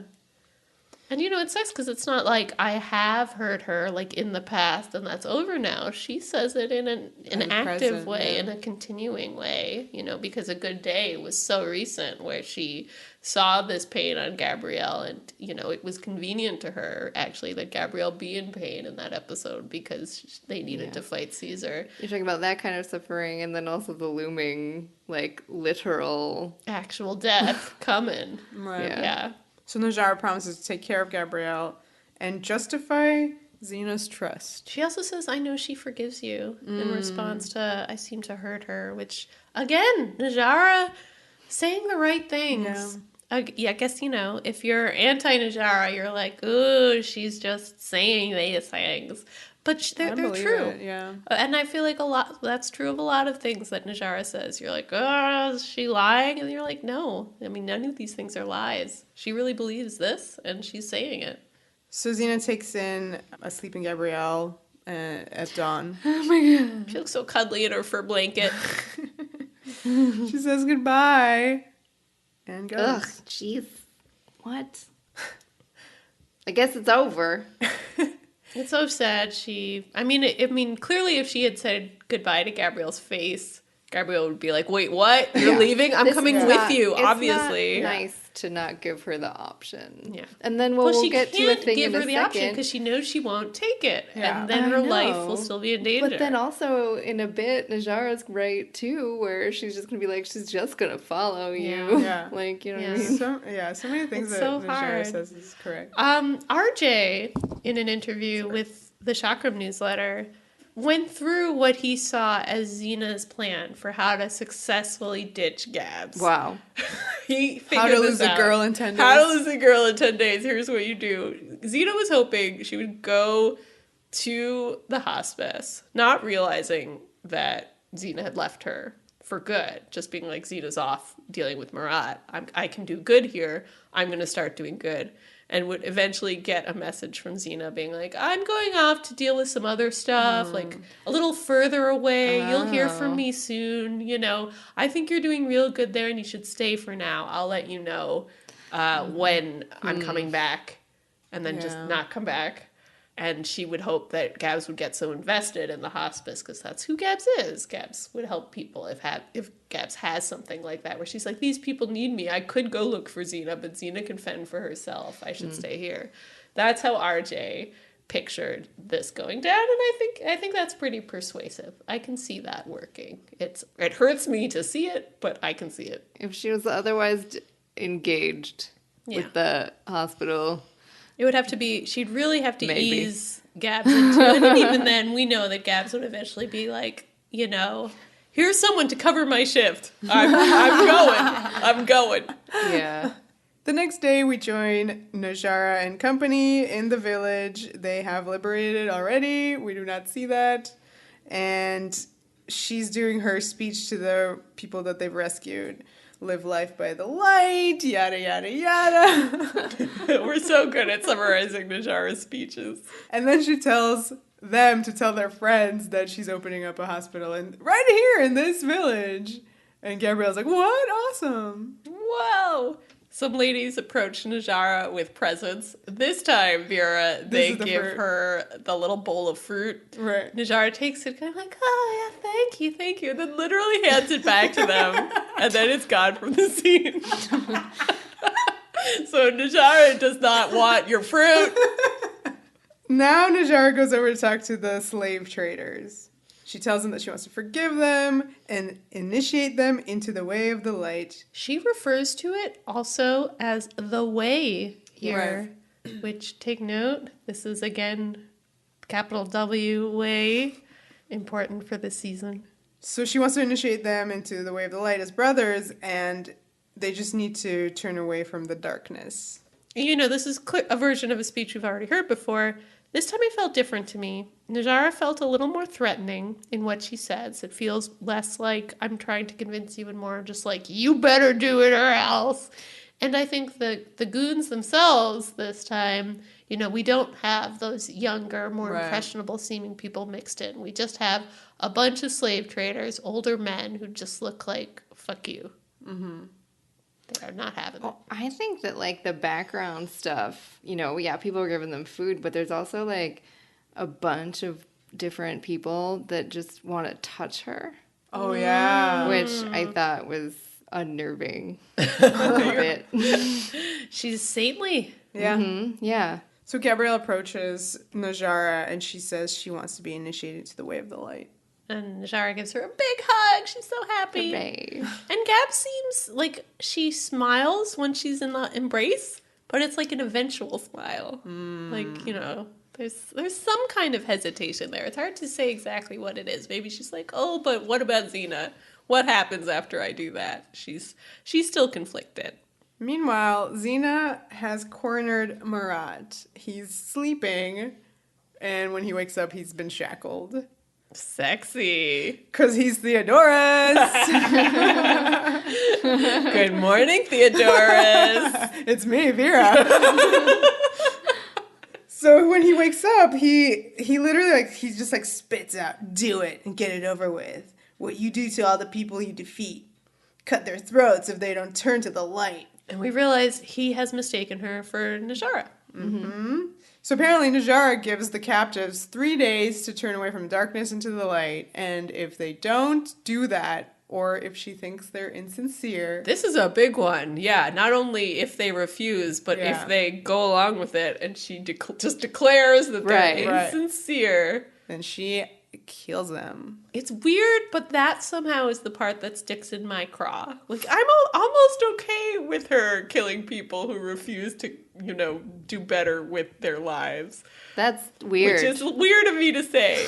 But somehow the fact that she takes it upon herself to be the arbiter of the sincerity of their conversion makes me angry. That's where I'm like, no. Well, she's probably not the one, probably to her it's the Djinn. The Djinn are telling her. Yeah. I mean, it's true that she seems to have this almost extra perceptive ability to tell what people are feeling. But at the same time, no. What gives her the right? No, that's not justice. You can't be like, that confession was not sincere enough. Right. Yeah, Murat brings up an example that in the village of Tyre, there was a 20 goon massacre. A 20 goon massacre! That's a lot of goons! Yeah. But also, curiously, not that many. Well, Xena's killed 20 They definitely goons killed in a more day. than 20. Well, these were the ones that were, supposedly being converted or not converted. Yeah. I mean, obviously this is terrible that we're finding out that all these people who we see Najara proselytizing to, you know, saying, like, I'm going to help you, I'm going to teach you a new way of living. She seemed to be offering those people rehabilitation, but it turns out that she's just executing most of them. Yeah. We don't have... Or so we hear. We don't have the stats on Okay. how many people she has actually successfully turned around, but I'm guessing the numbers are pretty low. I think that as the episode progresses, like, they get lower and lower. Oh, no. Like, the truth starts coming out. Well, yeah. we begin to hear even more. Yeah. Once she actually begins defending herself, Right? it's Yeah, even it's worse. even worse, So yeah. let's get to it. So Gabrielle gets initiated into the light. There's a ceremony. It is straight up cult-like. Yeah, though I love the shot of first the sun on the river, which of course it looks like, see, at first I was like, oh my god, baptism time, like they're gonna be in that river, but of course no, we can't do straight up Catholicism. They give her a wreath. Yeah, a nice flower crown. Just limiting it to Catholicism. That's true. I don't know who gets baptized. All the Christians. All the Christians. Oh, I see. I don't know every single denomination, but Well, I like seeing all the like her man soldiers being in this, like, we're holding hands in a circle and this is a nice in the girly cult thing. too, yeah. Yeah, it was really nice. And there's more singing in this tavern when Xena busts in. I love Najara's reaction to Xena busting in. It is so funny. She's like, Xena, I didn't expect to see you here. ever again. Subtext, because you left Gabs with me and then went away forever. As agreed. Yeah. Xena confronts Najara about the info that Marat gave her. Gabs is immediately defensive. Gabs is like, you know, he's a slave trader, Xena. Of course he said some stuff. She says that in defense, but yet as she says it, she removes the flower God, crown. yes. It's so good. It's Yes. so perfect. Oh, Because it's so getting good. weird. It's getting, well, yeah, but it's like she's defending Najara with her words, but that action. She already is like, Is if already Xena moving thinks away that- from if her. Xena thinks I'm in a bad thing, I better not wear the trappings of this thing anymore. Right. Like immediate. I don't know if shame is the right word, but she's definitely stepping it back a little bit. Well, it's that thing where, like, you're, like, having a time, you're wearing a party hat, but then, like, shit gets real and you feel stupid in it, so you take it off. Xena asks, do you execute unarmed men without a trial? Najara's like, definitely not. And then... and Gabs is like, phew, you see see Xena? Xena? She doesn't even say Xena, she goes, "Zzz." And then Najara's like, I liberate their souls. And then it's totally like record scratch. Gabs is seriously just like, Yeah. and we're laughing at it, but it's honestly a really heartbreaking moment. It's yeah. heartbreaking to see like the disappointment just fall on Gabs immediately. Like, oh my god. And shit gets real. This is Najara's defense of herself. She explains that these men who she executes, they're thieves, they're murderers, they're slave traders, they're pirates. Like, those people, why do they get a fair trial? Right. Like, they don't give trials to the people they're enslaving and murdering. She says that in order for good to triumph, we have to eradicate evil. I think just as a rule of thumb, never trust anybody if their mission statement uses the word eradicate. That's a bad. And I love that through this speech where Najara is defending herself, Gabs is just silently shaking her. Yeah, as you guys were saying about, in the previous scenes when you would have Najara doing her speeches, you would see Gabs out of focus in the background doing hard eyes. Here you have Gabs out of focus in the background doing silent shaking head. SMH, yeah. Xena goes to take Gabrielle out of there, but Najara won't let her go. She does that thing where, like, when you're driving and you do a hard stop, you throw your hand out to protect the person in the passenger seat. She does that to Gabs. This is where, I mean, I know obviously Najara has already stepped over plenty of lines because we just find out that she executes people willy-nilly. like, and doesn't really care if she's made a mistake because the light will sort it out, which is a terrible, terrible justification. That's really not great. It's so terrible. Wow. Wait, this all just reminded me of how, like, earlier you said that thing, and I was like, so, like, do you think that, like, Dexter is a good serial killer because he, like, only kills, like, shitty people? Well, that's why he was able to have a long-ass running show. I mean, this is a complicated question because, That's why I'm asking. Xena goes around passing judgments on people in her way in a split second when she decides this goon isn't going to get knocked out. He's going to be stabbed in the gut. Yeah. You know, she does it every and episode. maybe that's self-defense. Like, you could have that argument. Well, this guy's really good at fighting, so I need to actually take him out. But that means she's executing people for being good at fighting. Right? Yeah. Which is disturbing, too. Like, what is the rubric? Like, what is Xena doing? self-defense? Yeah, sometimes Xena just gets really into the moment and, like, And that's just when kills murders people. happen. Yeah. She kills people. I mean, it's almost seems like an accident sometimes. She'll just like kill people if that seems like the thing to do in that second, and it's not like she really thinks about it. Najara, as horribly unreasonable and awful as her dogma turns out to be, like, she has this rubric. She gives people these 3 days. And then says, yes, no, dead. It's just, she has a kind of judicial process that she's set up. It's a terrible one, but she's set It's one like a up. judge. She's a judge dread. She's a judge, jury, and executioner. And as she said, she sends them to look onto the light. So it'll be fine. Everybody's going to go there eventually. She just sends them prematurely. The light will take care of it. What I wanted to say is, for me, like, where Najara steps over the line in this scene is this. She won't let Gabs leave. I feel like if Najara had been like, all right, that's fair. You don't like what you see. You can go now. I would have been like, all right, I respect you, lady. Like, you have your way of doing things. All right. But Xena would have let her continue doing this? Probably not. Like, they would have gone outside, been like, should we take care of her? Yeah, we probably should. not. Let's make a plan. I don't know exactly what Xena I would can't have see done. her letting this go. No, this is definitely not the kind of thing Xena is into. But it did strike me as a moment where you really begin to see a new side of Najara. Not only does she have this thing that she does, and this is her thing, and it's not a great thing, she also now suddenly just won't let Gabs leave. She won't let Gabs leave. She won't let Gabs have autonomy. Right, because Gabrielle is now part of the light cult. And hence, it almost isn't like a person for her anymore. It's like Yeah. part of her. Yes, exactly. Yeah. She belongs to her now. Yeah. Yeah. So she says, she's my responsibility now. As you said yourself, you heard her. And Gabrielle has the most amazing face ever, ever, ever. I have been waiting to talk about this Go. face. She is just kind of like, poof. It's just like, meh.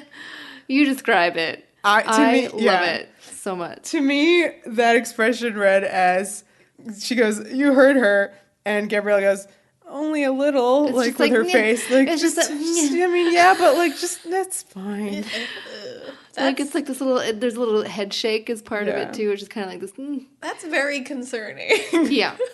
That's how Gabs reacts. This kind of normalizing of Xena's abuse. Well, Well, it kind of reminds me of that in Locked Up and I was Tied just Down gonna when say she, the guy's like, are you sure about all this in the trial? And she's Yeah. like, well, nobody's perfect. yeah, that's exactly this. She's becoming the Xena apologist. And Right. yeah. But I'm sure she was also like, well, I heard her too. Like, that kind of thing. Like, I think it's kind of it's complicated. Yeah. And Najara and Xena draw swords, but no one's to interfere. Najara says, the light will triumph, Xena. And Xena has a line of her own. Quit preaching and fight. Oh, So they do. Big ass fight happens now. And I love that it's like you said, two women fighting over who gets possession of another woman. Certainly like no scene you've ever seen before. Yeah, I mean, it gets like even crazier later. But, yeah, it really does. It gets kind of problematic. I mean, I know there's some performance going on, but yeah, the idea even here, like I said, I hate that Najara isn't giving Gabrielle, like, autonomy. I hate that she's not letting Gabrielle make the decision to leave the cult she's just been initiated into. But of course, Xena herself had made a decision on Gabrielle's behalf. She was dumping her in the hospice. So both of these characters are kind of making the same mistake, which is that they're taking power from Gabs. Right, so... She's just a sweet baby angel. You just want to protect her. Look at her. That she can do it herself. I know. Let her make her own choices. Yeah, they both think they know what's best for her. Yeah, and neither of them really does. Let's be real. I mean... So these girls are evenly matched as they fight. We know that. There's really great, like, cutaways whenever they fight. We have Team Xena, which is Gabrielle, and then Team Najara, which is, like, everybody else. Her dudes, Doc, and etc. Wow, this fight, it has everything. Okay, Vera. It's really good, except for the still, I think. Yeah. I like the stairs stuff. Yeah. Yeah, there's so much great stuff. So there's like it gets dirty. Like that's the thing about this fight. That's what's really dirty. good. There's chair throwing. Yeah. There is hitting the stairs so they collapse under Xena type of stuff. Ooh. There's a lot of like my favorite when Xena just punches Najara straight in the face. Yeah, she like breaks her nose. Yeah, it's wicked great. Good. It's great. And it's great because there's just been so much kind of excessive, complicated fighting that then when Xena just punches her in the face, it's very satisfying. Listen to us just enjoying all this violence. It's great. It's good. Violence. It's very good. So RJ apparently choreographed this fight by looking at, quote, all the kung fu stuff. And we sure fucking get that with this horrible moment. No. All of it is it. All of it is good because of that. Except you don't like. That's fine because everything else is normal. Like chair throwing, stairs. What about that's the normal. seesaw thing? What? Xena is on the table. Najara does this like breakdance move and like kicks the legs out from under the table. The table somehow becomes a seesaw. Xena gets like thrown up into the air off the seesaw. Okay. Half of that was good. Then the seesaw part was bad. But I like the move and then breaking the table legs to it was cool. There's like just Yeah, Najara has this like interesting physicality. I wish we saw more of it in the same way that we had so much time with Hudson. You really got a sense of like her physical take on the character and the way you saw it in the fighting. Like I feel like Najara's fighting is cool. There is something kind of like sharp and brisk about the way it's edited. That's literally how you would describe her in general, because I want to talk about her physicality. The way she stands is very like sharp. Like she's has amazing posture, and her outfit is like really cool. Like it's sleek because it's sleek, that leather. It really just hangs very straight. She has this amazing outfit. She just like has such a presence. Like when you see, like a general in the room or something like that. So you're very right to describe her like brisk and sharp because like that's how she seems.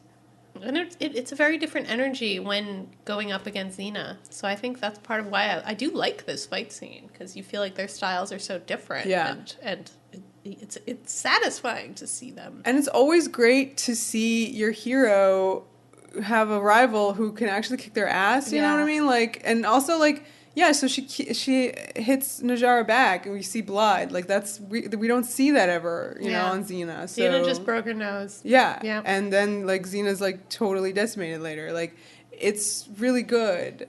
Yeah. So you feel that the stakes are high. And of course the stakes are who gets Gabrielle. So of course that's high. Right. And then so are the stilts, which is what we were talking about. Which is like, so the kung fu, like everything else, when it's normal, I don't care. It's great. Like when it's rooted in reality, I love it, you know. A dirty fight is totally real. But, like, the fucking stilts is so stupid. But, Vera, are you okay with them in the sense that, Xena uses the stilts to beat up Najara until Najara just flies behind the bar, and it seems like the fight's over. I feel like Xena is punished for using these stilts. Oh, my God.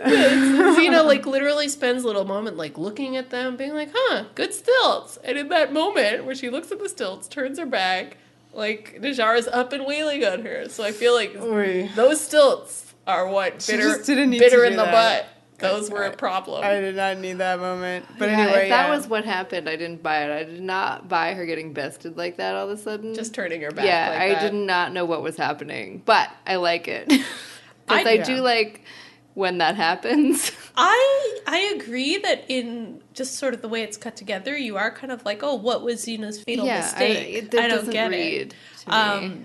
I do like, though, from what we find out later, like her read of Najara's weakness. I assume that somehow the same thing is true for Xena here in this fight, that maybe her, like, desperation to, like, save Gabs, to, like, win Gabs, to, like, get rid of this woman. Like, she's got too much skin in the game in this fight. And I didn't read it that way. I think she really thought that, hi, I'm Xena. I do this every day. I always win. Never have anybody who beats me up. She really was sure that she got her. Also, Najara, like, gauntlets her, right? Well, yeah, because so- she beats her up and thinks she's done, and Najara's like, fuck you, no, I'm up again. Right. I mean, Xena threw her behind the bar and, like, all this stuff fell on her. And then Najara jumps out of there like a crazed raccoon and just beats the shit out of Xena. Yeah, there's like a scream, all the debris from the bar kind of just goes flying. She takes, like, what is it, a chair leg? And just, like, that's what I thought you meant by gauntlet. Like, she gauntlets Xena with that I mean, stuff. she hits her with a thing like a gauntlet, but she also just pulls a Xena move, which is just this kind of indomitable, you can't knock me down thing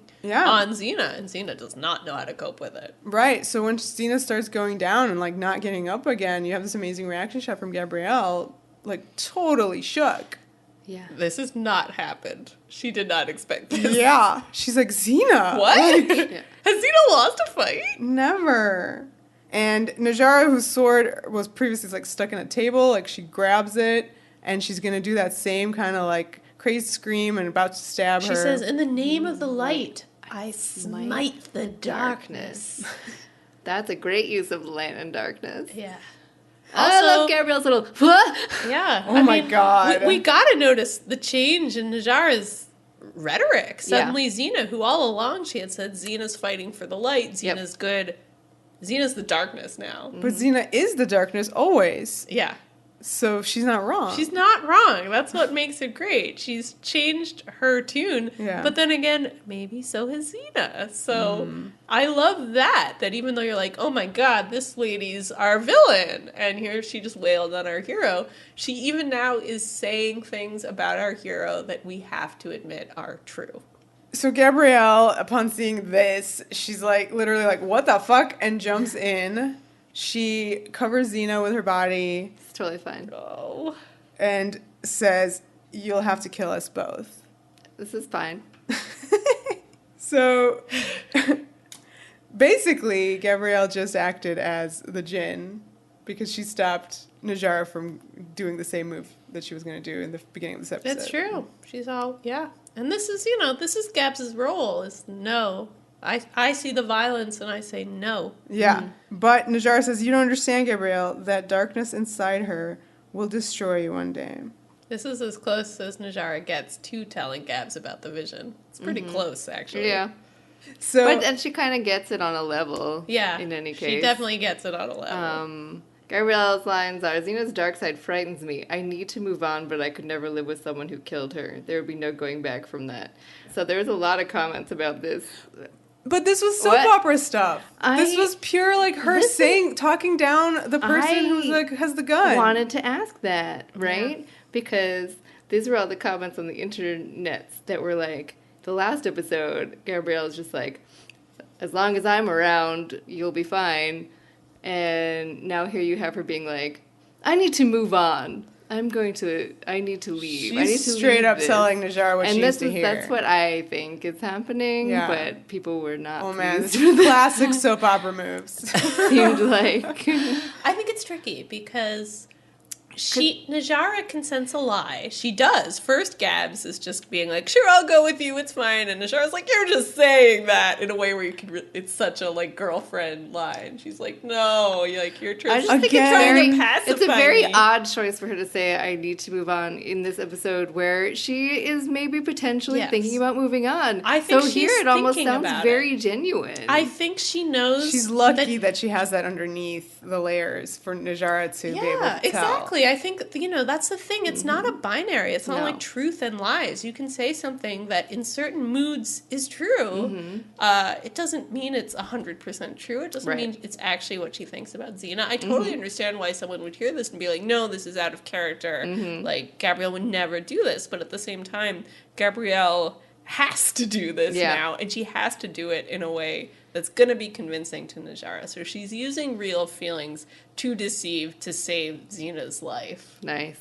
So yeah, this is a classic, like, villain takes the girl hostage, situation. And Najara, you mentioned that she was like, "Oh, you're just saying this, you don't really believe it." And I thought that was such a great tell of her psychology, because that's what she claims all these goons are doing. Like, you're not being sincere, right? So you can argue here that maybe it's not even, like, maybe the Djinn aren't real, and this is just, like, how she perceives people. Like, that's just her psychology. That she wants people to be honest with her. It hurts her feelings that Gabs is lying to her. You definitely feel that there's just personal injury here. Yeah. She thinks everyone is not sincere to her. Yeah. So they leave, and we have Xena. Gabrielle just skips right off. Right. Well, listen. I know. Down I'm at just Xena. kidding. She has no. I honestly do not see this as anything other than a hostage. Like, she is right now. And I think a hostage. if she were to like pause over Xena or show Xena physical affection, like Najara would kill her. Would be so mad. Yeah. She would be like, "Go to the light." I know. I agree with y'all. It's totally not anything but that's what's going on. Yeah. So Xena's there. She's totally unconscious. She looks really, I mean, maybe it's problematic of me to say, but really beautiful, passed out, dirty, and bloody. It's not problematic, so you do not need to put anything I won't in put the a coin. Put it down. I didn't even pick it up. Good. But, like, I don't know, there's just this, like, white light kind of glazing the side of her face as she's passed out. She looks a bit saintly. It's a very beautiful image. Yeah. Well, she regains consciousness, and I love that the sound effect that they use is a sledgehammer. It's like a sledgehammer noise because, like, her head is pounding. Oh, yeah. I love the way Lucy sells it with this kind of woozy head stuff. Yeah, she she keeps stands up, rubbing her temples, and you really feel it. So she also spits out a tooth. Oh, shit. Her hair is good. I think it's an appropriate level of messed up. Yeah, it's fine. I really just love her attitude in this scene. I hate that. Yeah, I love that she's like, "I hate that about the tooth." And then, like, turns to this little girl who's sitting on the bar and just kind of says, like, in this very, like, really funny way, I think deliberately funny, she says, "I got my butt whipped, didn't I?" For the kids. Yeah, like, she's... I mean, obviously this is, like, the saddest thing that's happened to her in maybe forever, because, like, she's alone. She woke up alone. Gabs is gone. Like, she's been abandoned. And yet she's kind of trying to put a light spin on it.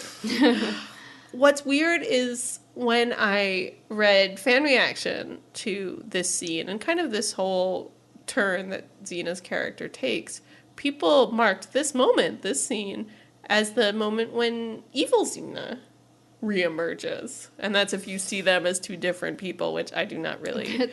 That's very yeah. But, like, this kind of voice she's doing and the manner is reminiscent of some behaviors that she did in her past, but she also does them in the present, which is why I was like, oh, like I turned to Vera as we were watching this and was like, this is the most Xena thing, and what I meant by that is just in the face of adversity, like, she's sort of like, okay, I spit out a tooth, I say something a bit self-deprecating, and then I move on.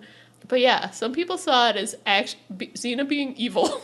No, you just really can't do that. You really can't call them two different people. No, I can't. It's I just can't not quite how see it that way. to do characters. Yeah. stories and... Is it because she goes, she's a tough girl, but she's got a weakness. Same one I've got. Then looks into the mirror and smiles. Right. I mean, some of this is true. The visual storytelling could kind of tell you, whoa, Xena has snapped, as Gabrielle says in their little play. But I think it's so much more complicated than that. Yeah. Like, obviously, she has been pushed to a place. Like, you do feel the extremity of it. But for me, this isn't about Xena being evil. This is about Xena being Xena. In the same way that, like, you know, her hissing at the rats. Like, you know, and then being like, got you good, didn't I? You know. This is how Xena survives, is, like, going to this place where she's not evil. She's just... don't give no fucks. Well, this is her psychology, yeah. But yeah, I love that shot of her looking in the mirror. I think that's a really fun one. Because how does she know about this weakness? Because it's literally her struggle every day of her life. Gabrielle. Cut to Gabrielle. Najara comes to talk to Gabrielle. They're like in a cave. Yeah. Because that's what a fucking villain does. Stashes Go the to girl a cave. that he just kidnapped At least into a cave. At least Najara isn't tying her to the railroad tracks. That's basically Xena like, will do that for her in a second. But that's a play. She asks Gabrielle what they should do with the slave traders. And then she's like, what would Xena do? 1997. What would Jesus do? Ah. As a phrase made it into secular pop culture in the really popular way. So that's definitely a fun little... I'm sure people had been saying, what would Xena do? Probably for had years. that on a bumper sticker, yeah. I like that she goes, why is she better than me? Oh, I mean, I love this whole dialogue because this to me feels like a very rigorous, almost like Socratic dialogue. This is them really talking about the ethics of Najara versus Xena. And I'm not sure who wins. Is it Socratic because it's in a cave? Oh, shit, that's good. So yeah, here are the lines. Xena would make sure the slave traders are out of business. She'd turn them over to the local government. That's Gabrielle's response. Najara immediately, like, fires back, and what if the local government supports slavery? Perhaps that's not a problem, since she kills most of the slave traders in combat anyway. So...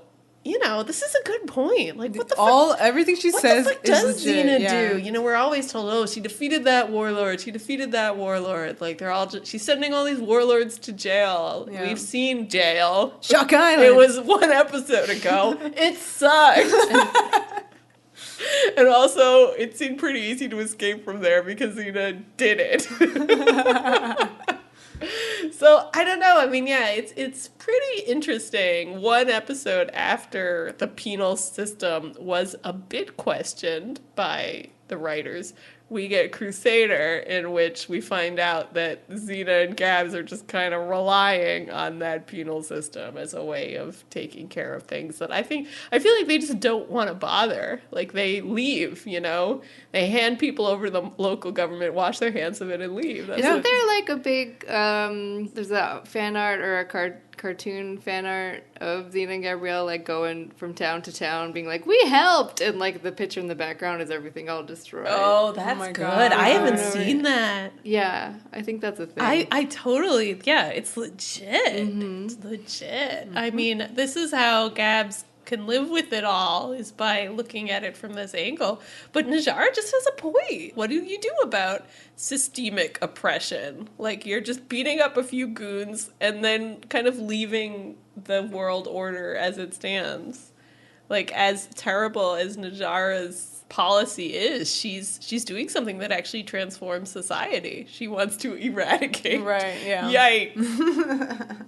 Najara hears screaming and goes outside to check. Xena, meanwhile, sneaks into the cave and finds Gabrielle. Gabrielle's like, are you all right?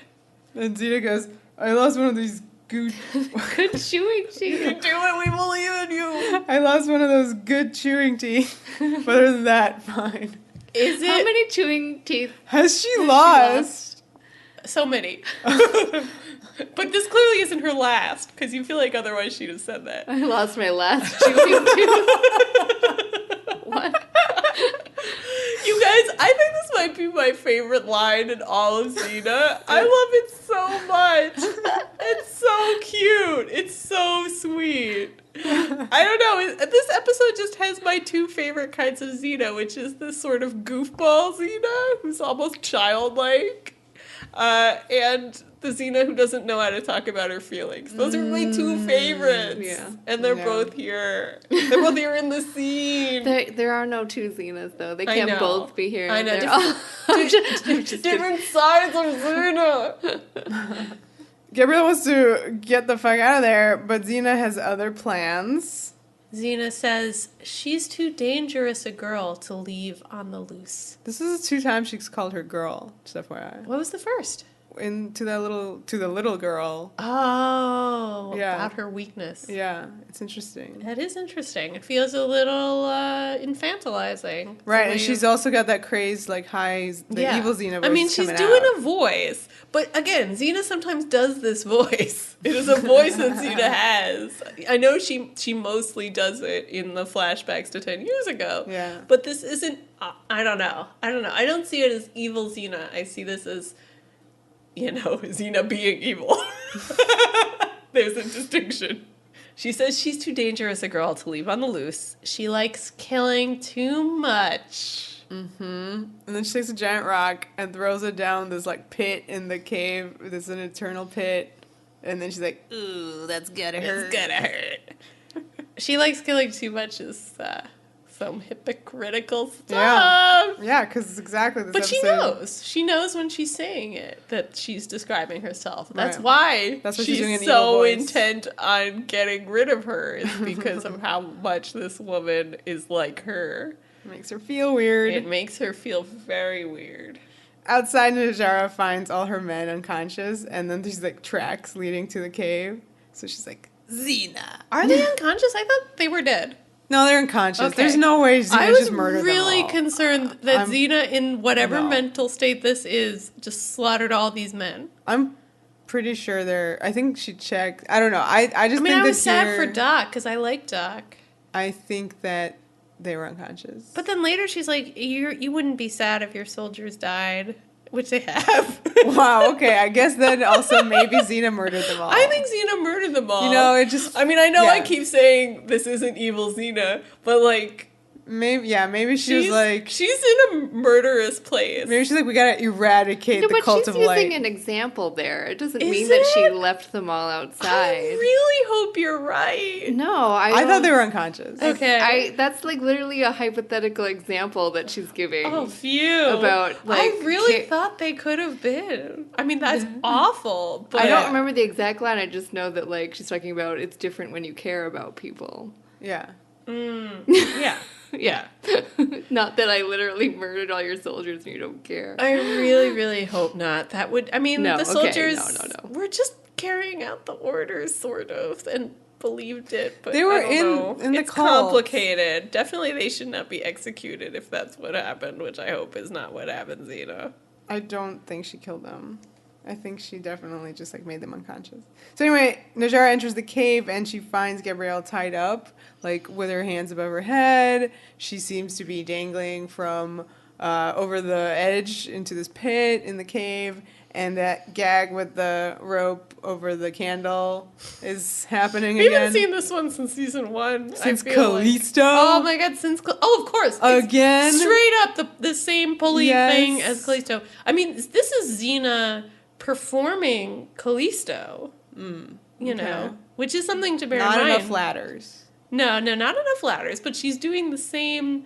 She's put Najara in place of herself. Like, she's Right. cast Najara in the role of Xena. She's playing Callisto. Gabs is Gabs. Where's Jaxer? You feel like a lot of these kind of lines that Xena has in this scene where she's, picking at Najara's weakness, just as Callisto always picked at hers. It's very striking as a choice of Xena's and how to do this performance. And of course, everything that she's performing here in the same way that in that previous scene with Gab saying she's going to move on to Najara, there's truth to it.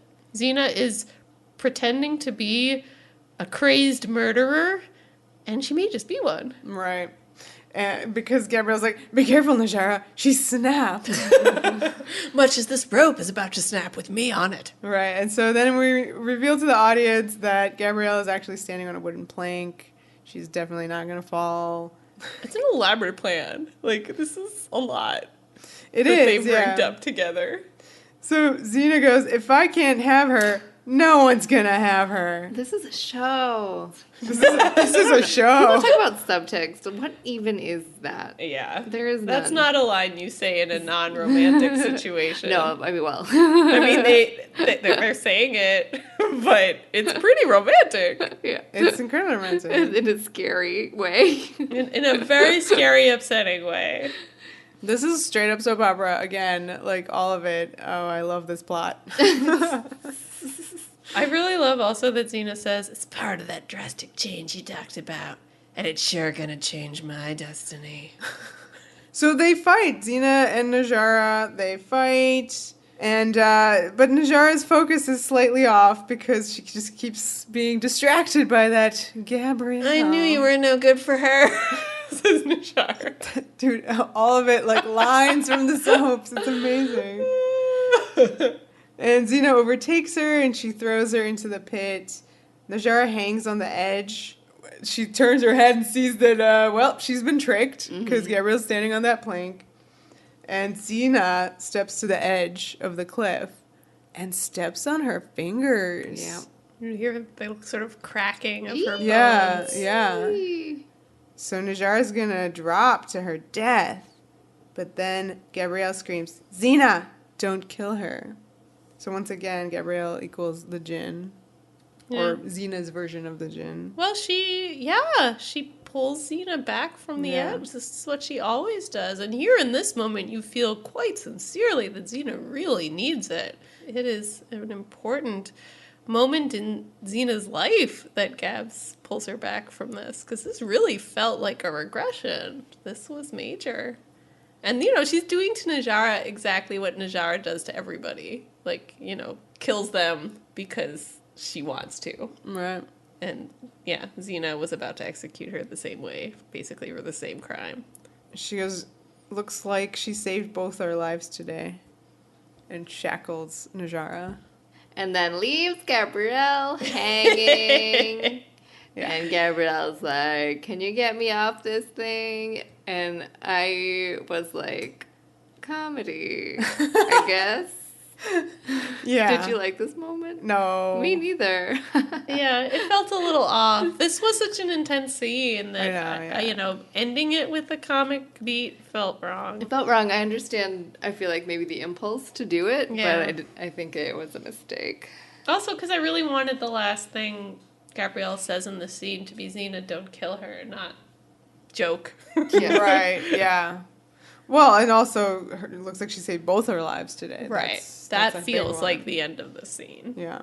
So Najara is chained to a post in the nearest village. So full on Joan of Arc. Right. That's the stake she's going to get Yeah. burned at. Except no, she's just being handed over to the local Yeah. government. Yeah, just some dude. You take it from here. Yeah. What? And you're like, Alright. it seems so inadequate that this What is were you what saying? Xena does. That's what they do.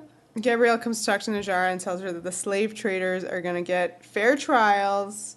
Najara counters with, well, they'll probably just bribe their way out of them. Again, another burn. This episode is troubling. Mm-hmm. Everything she counters with is like, could be legit. And just honestly, Absolutely. stuff that's not really brought up a lot Yeah. on this show. Yeah, she's a great... Again, remember how one of the first shots of this episode was Xena and Gabrielle through her eyes.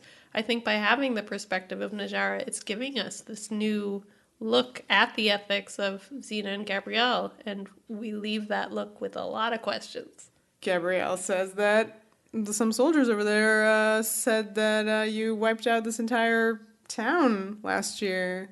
They're full of innocent people. Ah, come on, baby. Those people were pirates. All of them. All pirates. They sunk passenger ships. For sport. Wow. Those people suck. If it's And then true. she's like, but you believe what you want, Gabrielle. Be happy. Be happy. It's really good. Again, I think finally we see that the sarcasm is totally there. It's been there the whole time.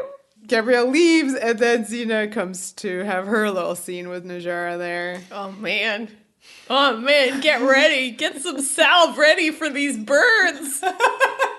She, of course, asked, well, did you tell her? Did you tell her about the vision? Please tell me you didn't tell her. And Najara says, no, that would hurt her, and I don't ever want to do that. That's your job. Then Xena bursts into flames, and the episode fades out on Xena the fireball. That's really an amazing line, an amazingly delivered, and really painful. Maybe that's my favorite line of the entire show. Unbelievable. How good it, like, that's very succinct. It's like, gets right to it. Mm-hmm. She says it right the way it should be said. And Xena just, there's no answer to that. Najara wins. Like, she just kind of gives, it almost looks like a smile, but I think it's literally just all the muscles in her face spasming because she doesn't know what else to do. And she just walks away. Yeah. And it's horrible. It's literally like I felt physically slapped by this moment. As Xena and Gabrielle leave, we have this push out on Najara. So it's like this really wonderful kind of like dolly move. You realize that she's standing at the stake, but her posture, the way she is standing, is mirroring her prayer posture to the Djinn. So I thought this was such a really great moment because the music is playing too, right? The Djinn talking to the Djinn. Oh, Najara the theme, the crystals. The choral. Oh, okay. All right, cool. Yeah. So like even here in this moment, you know, she has the Djinn with her, but I just really love the imagery of her like being shackled to them, right? I mean, I wanted to sort of bring up. She looks like a martyr, is what she looks like. I guess so. Yeah. I mean, well, you said Joan of Arc, obviously, but I wanted to bring up the possibility that, yes, the Djinn maybe are not a real thing, and maybe it's like a mental illness or something like that. Which doesn't explain how she knows all this stuff. Right. I mean, I guess we could like put a pin in it for the next Najara episode. But just the imagery of her being shackled to them was so strong for me. And I think does get, you know, even now, I mean, maybe sympathy isn't quite the word for Najara, because she is, in some ways, a very hateable character. I feel sympathy for her. Yeah, you felt sympathy. I certainly, at the end there, understood her. I don't know if I sympathized with her, but I got her, and I respected her because she did such good burns and just made so many good points. Yeah. And like Xena, I don't have answers to those points. Right. I feel like she raised a lot of questions. She kind of shot arrows into the heart of the show. And it's very hard to counter that in the same way that sometimes Callisto would say things. And in the end, you know, those things were true and they were terrible things. And it made you go, wow, yeah. But you felt so much sympathy for Callisto. I mean, again, the thing that, like, I feel for Najara, without even going into her possible mental illness, which the next episode will deal with, but here, right, she is a person who was denied a sort of, like, normal life, right? Because she has little girl. taken this mission, this crusade, on since she was a little girl. And she can't leave it. Right, exactly. Chained to it. Yes, she's stuck with it. She has this worldview. And I mean, that's her problem, is that she's so rigid in her belief that, like, she can't change her mind. She can't question things the way Xena and Gabrielle question things. And it feels like, even though I know that's, like, a torment for Xena and Gabs, that they don't have the world figured out and they have to look and they have to look, I think it's a good thing. I think someone like Najara, who's like, this is how things are. I've got it. This is right. This is wrong. Like, that's so dangerous. And you see the danger in Najara. She's so clear in her beliefs that she's doing all sorts of horrible things that she feels are justified. So it's complicated. You're right, and there is something tragic about it, because someone whose mind can't be changed, you know, is lost. Right. Yeah. I mean, it's almost as tragic as actual Joan of Arc, right? Because she also was a small girl who, like, took, you know, this mission like fell on her. It's been a while since I've seen St. Joan, but I feel like they, in her trial, they give her all these moments to kind of like back out, to just say, I was lying, and she won't do it. She could at any time just be like, okay, I want to save my life, but she won't do it. So, it's powerful, but there's also a part of you that's like, no, why don't you want to live? So the last line here is Najara saying, I forgive you, Gabrielle. Whoa. Which is really hardcore. It is. What do you think that moment means? It feels so meaningful. I almost, like you said that it feels like she might even be talking to the Djinn right now. I almost feel like it's in response to something the Djinn might be saying to her. I mean, I know obviously it's in response to everything that happened in this episode and Gabrielle choosing Xena over Najara, which obviously hurts Najara a lot because she really liked Gabs. But yeah, the fact that it's so, I don't know, there's something about it that haunts me. I can't quite explain it. Well, she does what she preaches, that's for sure. Forgiveness. So, And the F word again. Yeah. I don't know. She doesn't forgive Xena. No, she does not. Sidebar. Yeah. No forgiveness for you, Xena. I love this last moment, yeah. It was good. So powerful. And I like that we end with her. Najara she got the beginning of the episode, she gets the end. This was her episode. Yeah. As, it wasn't me, it was one of the commenters on Whoosh pointed out, just like Callisto at the end of the episode, Callisto gets the last word. Right. Chained up being like, that's what they think. Right, but that was silly as It was a little silly, this. but at the same time, it really drove home her omniscience, that she sort of saw more than the heroes. And this moment kind of reads the same way to me. Like, I forgive you, Gabrielle. Right. We're not sure exactly for what. She seems to see something we can't see. Did you want to discuss why Najara didn't come back as like a new Callisto, or like that was... Yeah, I mean, that was my pin from the beginning. I would have loved that. I really think this, to me, feels like the setup for a really interesting character. I keep talking about Najara's self-awareness and how little of it she has. I would have loved to see her develop some. I don't really remember her second episode all that well, but I feel like some, obviously there's contrition in it. Like she kind of isn't a villain by like the midpoint of She's her getting next appearance. My fave, a redemption arc. Yeah, but really quickly. Well, yeah, because they only gave her 2 episodes when they could have like had her be a huge part of the season. She's so rich. And I think she's a really interesting antagonist in that not only does she believe she's a hero and may even, to a certain point of view, like is a hero in that, she's doing what Xena does. It's just in a slightly differently pitched way that reads as more unreasonable and hence scarier. She doesn't question what she does the way Xena does. And she doesn't have a Gabrielle telling her, like, maybe you shouldn't kill that person. Maybe things would be a lot better for Najara. Like, maybe she would almost be a good hero if she had a Gabrielle by her side. Yeah. And that could have been another appearance of Najara in which that actually happened. Yeah.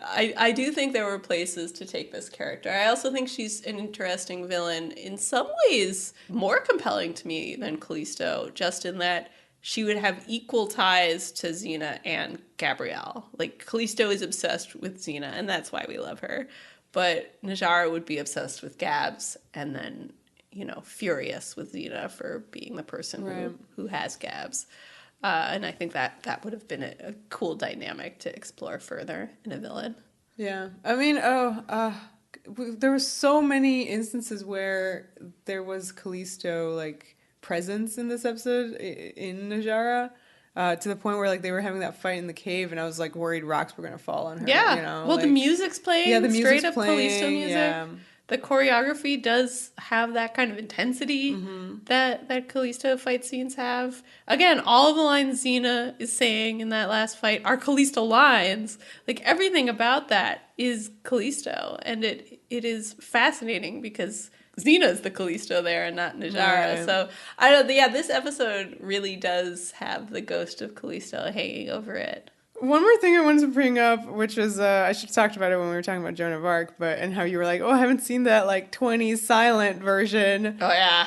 That one. You haven't? This episode came out in 1998, but 1999 had 2 different Joan of Arc things. No. Oh, yeah. I definitely saw the Mila Jovovich one. Right. So, there was the miniseries, I forget which channel it was on, called Joan of Arc, starring Lily Sobieski. I remember that. Totally watched it. And then, of course, Luc Besson's Messenger, the story of Joan of Arc, which apparently was going to be directed by Kathryn Bigelow. Whoa, I would love to see that And version. then Luke was like, put my wife in it, Mila Jovovich. And Kathryn Bigelow was like, I'm out. Oh, Hey, she wanted to put Sinead O'Connor. That's crazy. Oh, anyway. Whoa! Listen, Whoa! getting off track. I need to see that movie. Off That track. movie sounds wild. I was totally obsessed with Messenger, the story of Joan of Arc, and it had an amazing moment that's very similar to like what we're talking about, like the themes of this episode, where there's like a character played by Dustin Hoffman who is either death or her conscience, where he talks about like all the men that have died like on her mission, and she is confronted with the fact that she's kind of like a murderer. So anyway, lots of Joan of Arc in the air for some reason at the end of the 90s. What up with that? Yeah. Xena did it first. Yeah. Xena did it first. So maybe those movies would have been in production. I think there was probably drama with that Luc Besson one already. Oh, I bet. I love though that RJ like called up Rob to pitch some stuff for this new female antagonist, and he said Joan of Arc, and Rob was just like, "Oh yeah, I've always wanted to do Joan of Arc," and yeah, I love that. And again, I love the idea of like a villain who's Joan of Arc. You know, Yeah. who's usually the hero in stories, except Shakespeare, where she's totally a villain, which is great.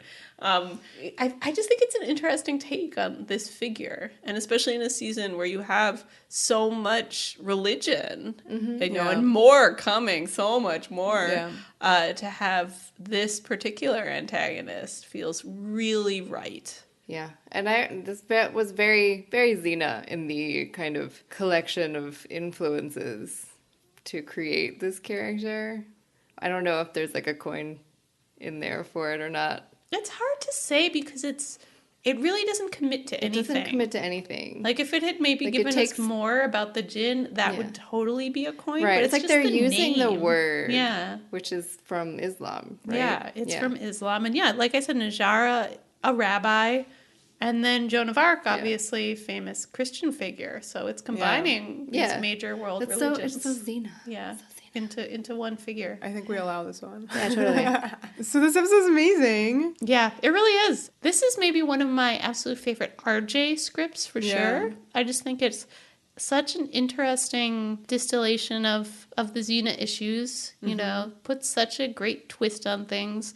I think I saw a quote from Liz Friedman where she said that RJ had a particular talent for coming up with these foils for Xena, these characters to challenge Xena. And I really respect him for that he could look at Xena and be like, who can I confront her with in this moment who's really just kind of gonna fuck her up and fuck up the whole mission of the show and make the audience really think. Right. And like he does this. He lobs these grenades into the story, and it's, you know, it's hard for a storyteller to do. It's hard to come up with just that perfect foil. And he does it twice. Love it. Oh, that's so good. So I guess that wraps it up, unless there's anything else to say about this episode. Oh, Gabrielle will continue on her spiritual journey throughout season 4. Xena will be haunted by her vision. Mm-hmm. It's so good. We have another interesting female, morally ambiguous figure next episode. So we're continuing the streak of them. Crabs Lady, Najara. Stay tuned to next week to see who it is. And for now, follow us on all the stuff and things. Yes, please go to our website, www.xenawarriorpodcast.com. You will be able to see all of the links to all of the things that I'm going to say right now, which are, you should check us out on Patreon, patreon.com/XenaWarriorPodcast. And if you want more stuff, we are doing more stuff over there. Stop hitting things, Vera. Sorry. And yeah, please like us on all of the things where you can do that. And just like us. Please just like us. Give us stars and things and reviews on iTunes. Nope, it's called Apple Podcasts. Whichever. It's not for us, it's for the people to find the podcast, guys. Yeah, and it really helps. And we really also just love hearing from you. So yeah, you can listen to us on Apple Podcasts, Google Play, Stitcher, and yeah, find us on Facebook and Tumblr at Xena Warrior Podcast, and on Twitter at Xena Warrior Pod. The power. The passion. The podcast.